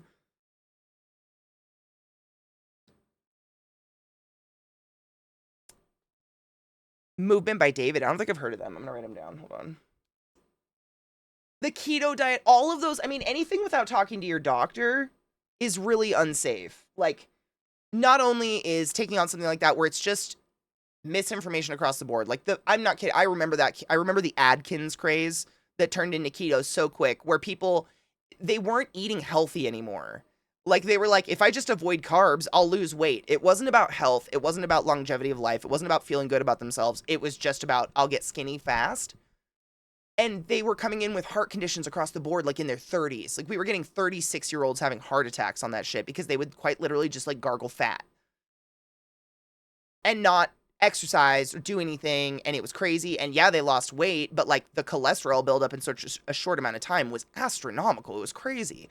And like that aside, if you haven't talked to your doctor about any of that, God forbid, what if you have an autoimmune disease and you do something, some irreversible, you know, I think I've heard stories where people, before they find out they're diabetic, that can happen, where they don't know they're diabetic, and going untreated with diabetes and things like that can lead to like irreversible damage in your body. It's always good to talk to your doctor first. And if you have a doctor that talks about BMI, maybe shop for a new one.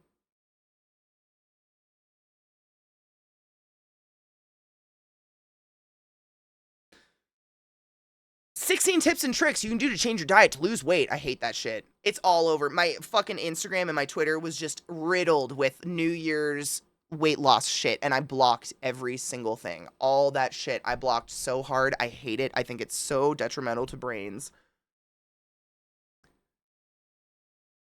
It did that because Atkins died while on the Atkins diet. Interesting. I don't want you to apologize for it. I would be happy if you told them to all go fuck themselves. Dangerous, dumbass misinformation. I know. I don't ever want to be mean to somebody, even if they're dumbasses. We're all so susceptible to stuff like that, right? Myself included. Like, we are all super susceptible to that kind of marketing and that kind of like, there's only so many times you can see it, and it's like brain rotted into you, and then like, I know I'm not the only one here that has like a distorted image of my body. Like, you don't have a distorted image of my body, but we all have like a distorted image of our own bodies. It's weird. And I think it stems from that crap. Schools and pediatricians always talk about BMI. I hate it so much. Wait, the school sent a letter about my daughter's obesity? My 4'5" daughter who does dance and is 75 pounds.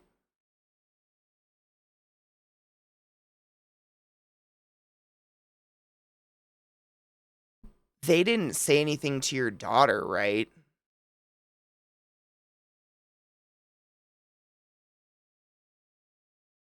Is it fucked up of me to say it's weird to weigh children at school?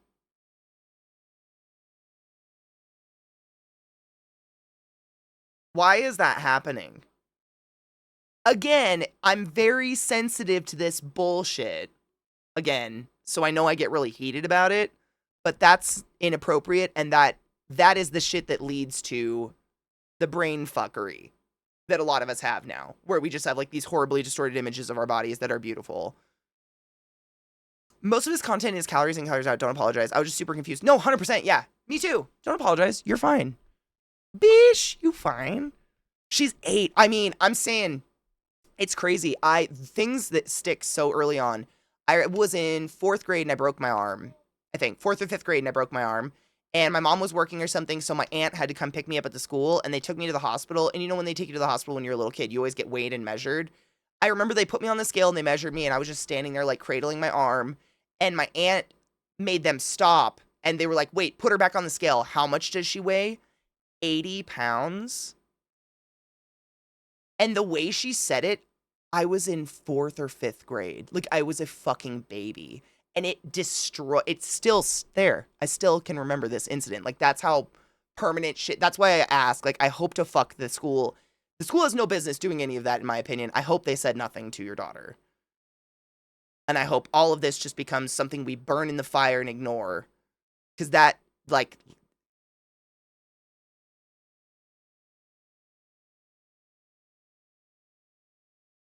I don't think it's right. They did it with us when we were in high school, too. And I don't think that's right, too.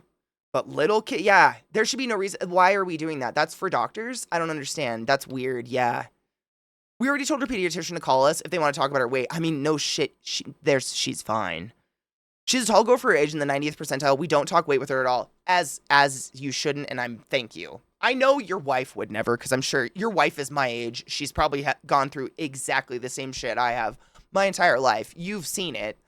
We all, I mean, I don't joke when I say, like, any of us that survived those early 2000s, late 90s, where it was like, nothing tastes better than being thin, heroin chic, sugar-free, diet-free, live on cabbage soup lifestyle.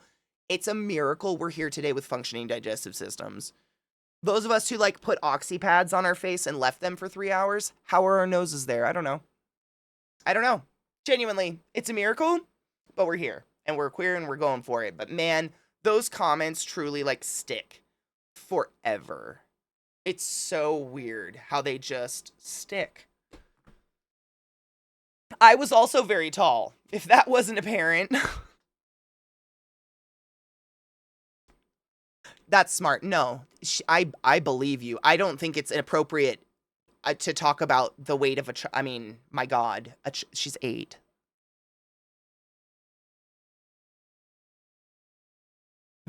Wow. I don't know how I feel about that.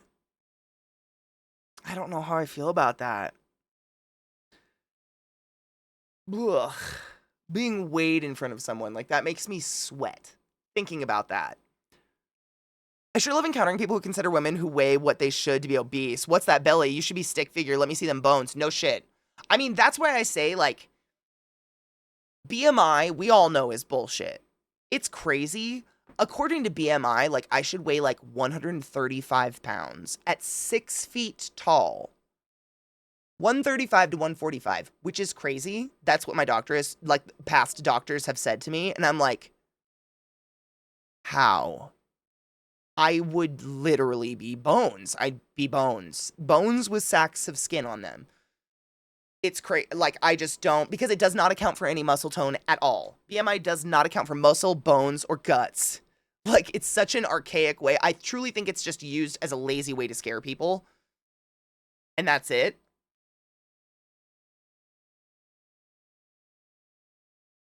See, and that's what I'm saying. I'm a whole 2 inches shorter than you and assigned female at birth, and that's what I weigh.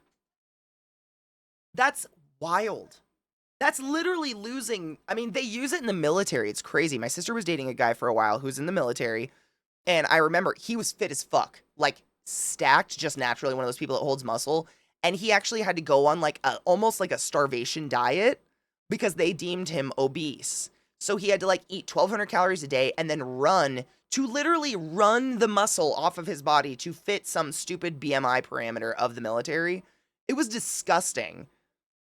It's gross. And Kozu, that's appropriate. That means eat these, they're Jesus's calories. Fuck BMI, I'm 185, just shy of 6 foot, which technically makes me overweight. There's no way you'd think, no, you, in any way, I'd call you skinny. Yeah, no, it's not real and it's stupid, and I think it's just a cheap way to scare people. I worked with a woman who was once trying out for the Olympic gymnastics team. She said she never got rid of the belly bulge. We're supposed to have that. Like, seriously, I know I've talked about this before, and I'm sorry if I just blur blah blah about this shit. But in general, in order for an assigned female at birth person to ovulate, i.e. be, like, healthy, we need at least around 18% body fat. And a portion of that is that little roll right over our womb that I'm sure we all love so much. We're all definitely not insecure about that at all. But it's quite literally padding for the womb that could carry a child. Like, holy fucking shit, duh. And in order to have visible abs, i.e. to lose that, you need to be around 14% body fat, again, on average. And then you're not ovulating. Because your body's like, we have no fat, we're dying, help. It's the little fupa thing, which, I mean, ask anyone in your life, they hate it. But that's part of our body. It's just it's genuinely supposed to be there to protect the most vital organs according to our body that we have. The reproductives. And then when it comes to if you're assigned male at birth, they're like, you know what? Instead of a lovely little fat pouch, we're just going to hang yours in some thin, delicate skin between your legs. Because temperature control. Humans evolved weird.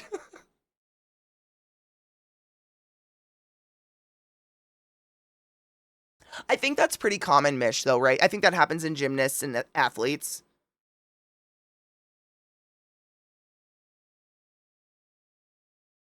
I'm 5'7", according to that bullshit chart, I should weigh between 110. That's too small. I can't with that. I can't remember ever weighing 135 pounds in my life. I can't imagine losing 30 pounds off my body. I think I'd have to let it eat muscle off me. I'd have to starve myself to eating muscle away. I don't think I could weigh that. I have too much muscle in my legs and my ass. And I told my doctor that, and I got a new doctor. Because fuck that shit. I was 132 graduating high school. I could never be that low again. And that's when we're growing and burning calories like crazy because we're literally burning, like, growing bone. Hello, Vis, my love. Same thing happens, though. Men don't get a six-pack if they're optimally... Men don't get a six-pack if they're optimally fit. I mean, you have to be pretty fucking low body fat for that kind of shit to be visible, right? 5'10", 140, the heaviest I've ever been. But people try to aggressively feed me all the time. I'm fine. Leave me alone. You ever get that look like you're a child? Like, people give you that, like, as you're eating, like, they're proud of you, but smugly they're like, eat it. Do you get that? I don't know how to describe that look, that, like, I don't know what that is. I get that sometimes where I'm like, do you think you're winning here? Because I'm hungry. Don't look at me.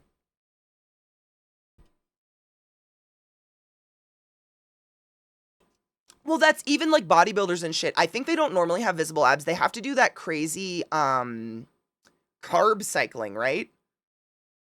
It's gnarly, but like basically they build a bunch of muscle and then they run enough of it off. And they're skinny to begin with, but then they do this crazy like eat carbs and then don't eat any carbs at all, and it makes their body go like saran wrap suctioned. It's really, and I think it's just like massively dehydrating all the cells really, really quickly before they go into competition. And that's what makes them look like crazy, crazy defined. I think. I watched a thing on it one time.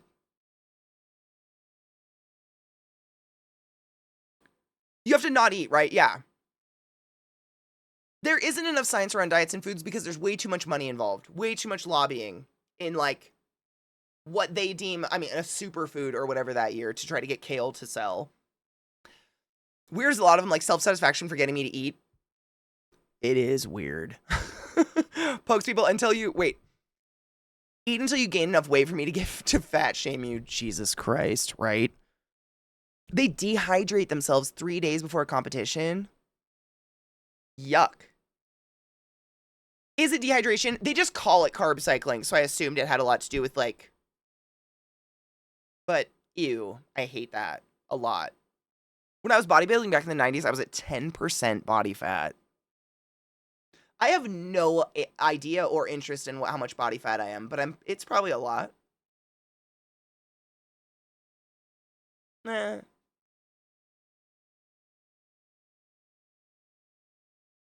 It's a layer. I don't know. Jason Momoa and Hugh Jackman are good examples. They starve themselves to look like they do in movies. Momoa usually asks if he needs to have abs for his roles. Really? And they just starve themselves. Is it because your body eats away at the fat faster or something? That's sad and gross. I massage bodybuilders before comp, and that's what they do. Ew.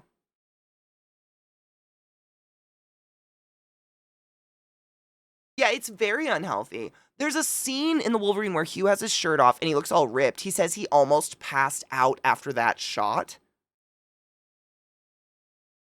Ew. I'm very happy I don't have that. That is wild. He almost passed out for that. It's pretty standard in the USC, for example, for them to cut before the weigh-in, which usually involves terrible dehydration to the point where people faint fairly regularly. Faint on the scales?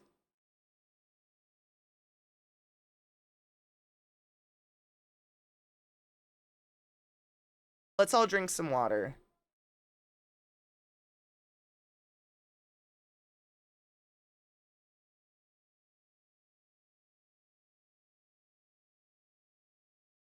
I think that's what honestly, Stavarius, I was gonna guess. Like probably around 20-21% body fat, probably.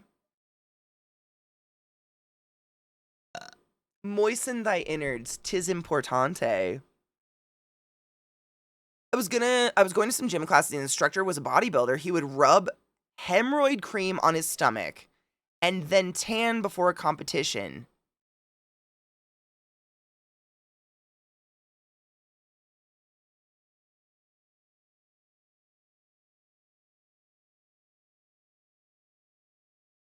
What? What does the hemorrhoid cream do?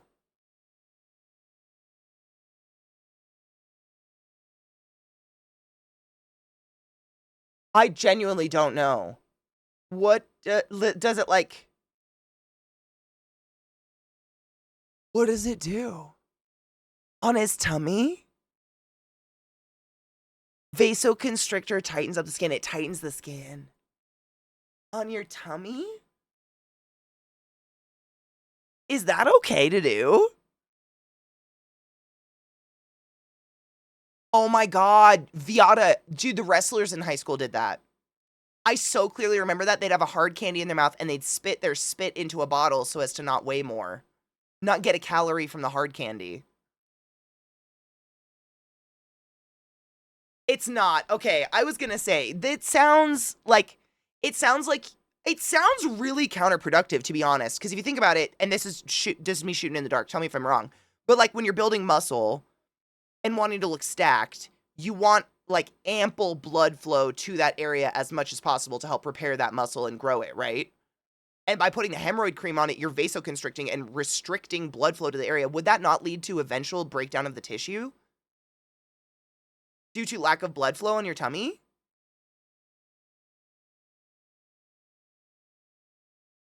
Yeah, skin issues. That's exactly what I'm thinking. And just lack of blood flow to an area where it's already kind of difficult to grow muscle. Your abs. Makes his abs look abbier. I hate it all of it. It's making me hold myself. It makes me very nervous. Why? Why would people do that? Man, at least I'm not that fucked up. To each their own though. Like, wow, that's crazy. For show they want it to be scenes, so they do it all day. Ooh, they do it all day or two before the show for best presentation. I hate that. Back in college, a chart said that for my height and weight, I should weigh no more than 170. I was 210 and got down to 185. That is thin. All my friends told me to gain weight as I looked like I was sick and dying. So when is BMI okay? I just don't understand why it's even allowed to be talked about anymore. It's crazy. Chris Hemsworth does blood flow restriction. Is that like the same? It was topical. I don't. Oh my God. Is that why he wears like armbands and shit? So it's like a tourniquet. He tourniquets his arms to make them look bigger.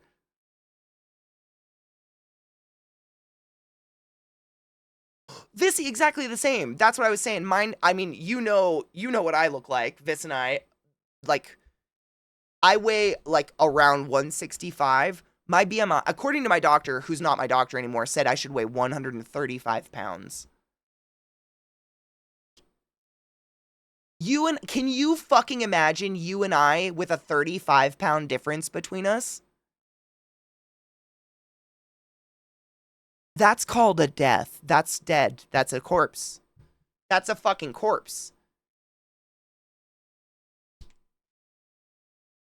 No, I am. I'm 6 feet tall. I'd be dead.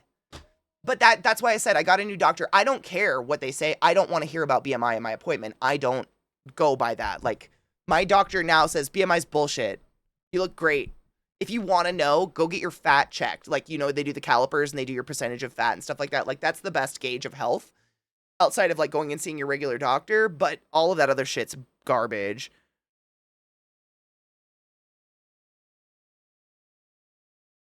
Glut, I believe you're absolutely right with that. Yes. Yes, they've done that a few times in studies that are still used today to this day as a basis for, you know, some outdated fucking bullshit. Yeah. Thank you, McTaggart. I appreciate you. I think so too. I think we look very healthy and fine, and that's why I don't believe in that stuff. I think it's gross. Thank you.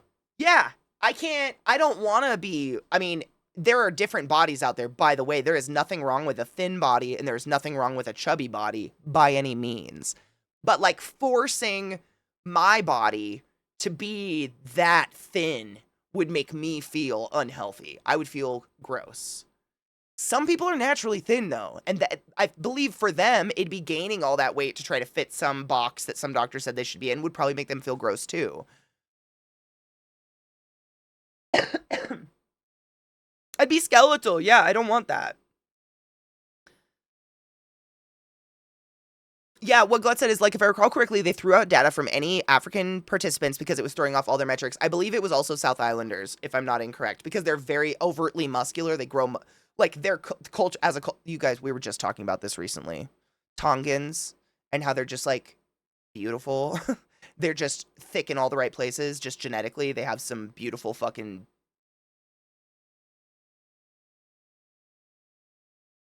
Go, Pikachu, come out. But that's, like, genetics. I'm gay.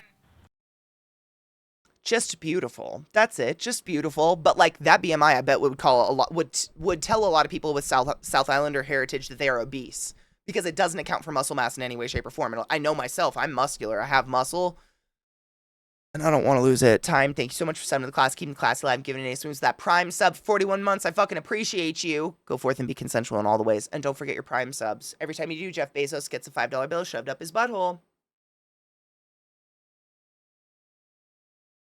Calipers. That's what they are. Thank you, reasonable. Calipers. The calipers. That's how they measure like your actual fat percentage, not some bullshit BMI that doesn't account for anything else at all. Oh, Glut posted a link through it. Thank you, Glut. I believe it. I think they knew it was out. I want to say when we learned about it, we learned that they knew it was fucked up when they put it into practice. And they just kept it anyways.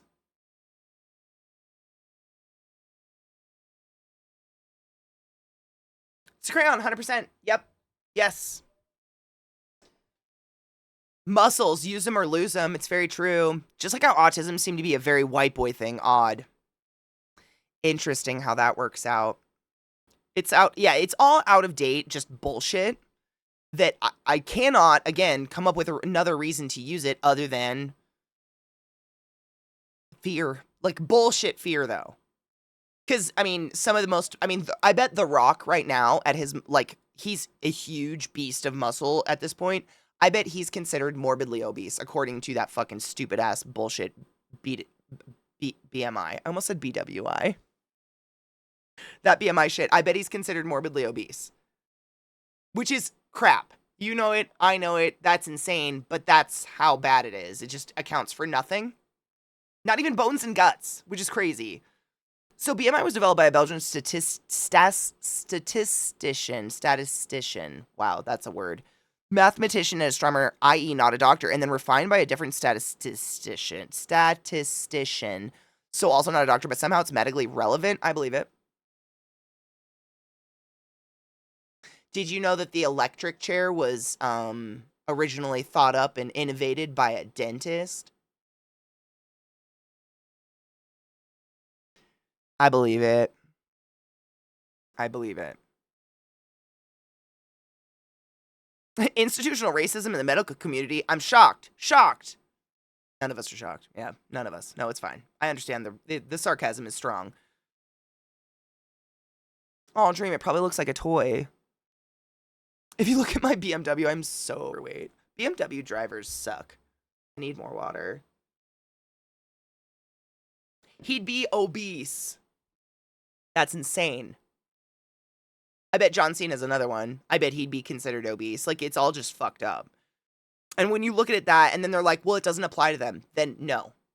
No. You don't get to be as selective about something like that. It either applies to everybody or nobody, and you need to fucking bust it. Figures dentists are often assholes. I believe that. I think it's the day is flying by. It might be time for a break. Is it, Miss Ma'am? She's just staring at me. What are you doing, Bill? Are you sleeping? Hi, Bubba. Is it time for a break? Do you want to say hi? What? What? You're very cute, bud. Come say hi. Hi. How's life treating you? Have you played in the snow? Was it fucking magical? You're very cute.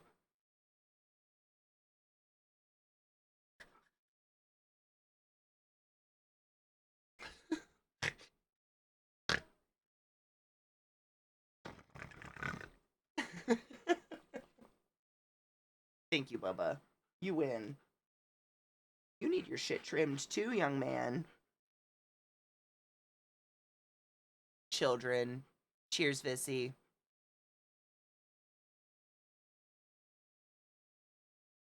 Oh my god, Rod, that's true. That's facts. Oh my god. They do. That's what I was trying to remember. Thank you. I knew I had like a dumb comment, not even a story, about BMWs. Recently just driving, one had to like merge in front of me. What a weird lazy turn signal they have. It's like blink. Blink. Oh, blink. I'm just a BMW now. Blink. Oh, I'm exhausted. Blink. It's strange. It seems like a blinker dying, but I think it's just what they do. Is that what happens? They're so expensive. Dentist inventors are crazy, guys. There was a dentist back in the 1930s that invented a fried chicken vending machine and a bomb that would have been more devastating than nuclear weapons if they were ever used. Wow.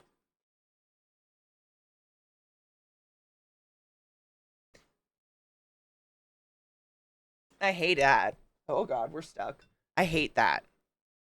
Everyone who drives a BMW, the moment they get into it, they're an asshole. I've never been... No, I've been in one BMW in my life. And no shit, the person who owned it called it her little black bitch. I'm a BMW. You want me to work? I guess I'll, like, warn these people. You need to go outside. I have to pee. Do you want to pee? We're not going to do it together, though. You're so cute. I know, they're so hairy. They need, like, I gave him a bath and shit. They need to be groomed, but it's so fucking cold. I feel bad making them naked right now. You'd be so cold, Bubba. You're very handsome. Your curls are beautiful. Are you gonna hide now? Are you bashful? Okay. Break. Stretch your legs. Maybe. Oh, actually, I could show you. In PO, maybe we could play some POE. Knives and I last night during movie night, we committed to clearing all level 2 maps before the movie was done. And I fuck you not. I was right the fuck there. And an altar took me out and I was so pissed. But I cleared all my level 2 maps right already, and I'm really scared about level 3s. And I like have a tower, and I need to be taught. I'm gonna go pee. Be right back. For my flight. Brr. And I did it in the open door. Frickin' frackin' frick. Fucking burr. It kind of looks like it's melting, though, which is, like, good, bad. I don't know what temp it is. What is my... It's 26. Just kidding. Just joking. It's here. Anyways. Want to play some BOE? Hang out for a couple hours? I don't know. Kill some shit? Dude, so Knives and I were doing these things last night. If you're not this far in PoE, it's pretty fun, to be honest. This might be my favorite part of the game. It's literally just like going through these giant maps and clearing mini bosses, which is fun, but I swear to God, there was multiple times where, like, there was nothing, and then all of a sudden Knives is dead. And we would both just sit there like, what the fuck? No, like, there was nothing there. Like, I was fine. Everybody was fine. No idea. It was really weird. A couple times shit like that happened. But other than that, it was okay. I would not mind your 52. No, I would, we had that.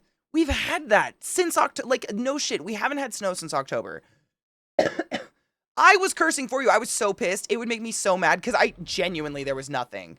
Like, when something killed me, like, there was a couple times where I wasn't paying as close of attention and just, like, rolled into a boss like a fucking idiot. 100%. That's on me. I'll own up to that. Genuinely, there was nothing there. I don't know what to say. There was nothing there. I have no idea. It was very bizarre. And he would just drop dead, and then I would finish it, and it was fine, and we finished him. But now, like, I guess I'm supposed to go to towers. I don't know what that means, really. Knives kind of explained it to me last night. I kind of understand it, but I don't. And I have a lot more, like, waystones that are different. Oh my god, Najil, your new kitties are so fucking cute. Oh, they're so cute. It was interesting. And also on my map, I finally can see a hideout. It is my last stream for a couple days. I'm going to New York. For Christmas, I got Zach the gift of a trip to New York and told him he could take whatever he wanted. And he said he'd take me. So we're going to go to New York for a couple days. So I won't see you guys for a couple days. And I'm anxious about it. And snow. But it'll be fine. It'll be fine. It's going to be fine. Internal server error. Let's just ignore what's happening here. I don't know. I think everything's broken. But I'm not going to stress because I have shit to do. I have shit to do to prepare for an adventure. I will miss you guys. I'll probably be posting on the social medias and stuff as usual. But it's so weird. I definitely miss you guys when I'm gone. But it'll be good. It'll be fun. It'll be fucking cold, but it'll be fun. If you want to hang out for the real last time before I leave, movie night in the Discord. No idea what movie. We roll random ass movies every night, but the wheel has been kind to us, I feel, lately. The wheel has been very kind. No, don't freak out. It's fine. It's fine. Everything's gonna be fine. I should be back by next Tuesday, if not Monday. Take care of yourselves, take your joy, drink your water, clean your fucking bongs, wash your fucking hands. I'll probably be tweeting that or skeeting that. I hate everything. I'm so sorry. In the meantime, I'm going to raid my boy Smokaloke. He's playing Majora's Mask, which is one of those weird games that, like, I very much enjoy watching being played, but I've never been able to play, like, all the way through because the time limits and, like, the shit, it just fucks with my brain and I can't enjoy myself, and it sucks. So that's what we're going to do. Take care of yourselves. I will miss you. I'm going to try to eat some good food. And be safe in the snow. Stay classy. I'm stuck.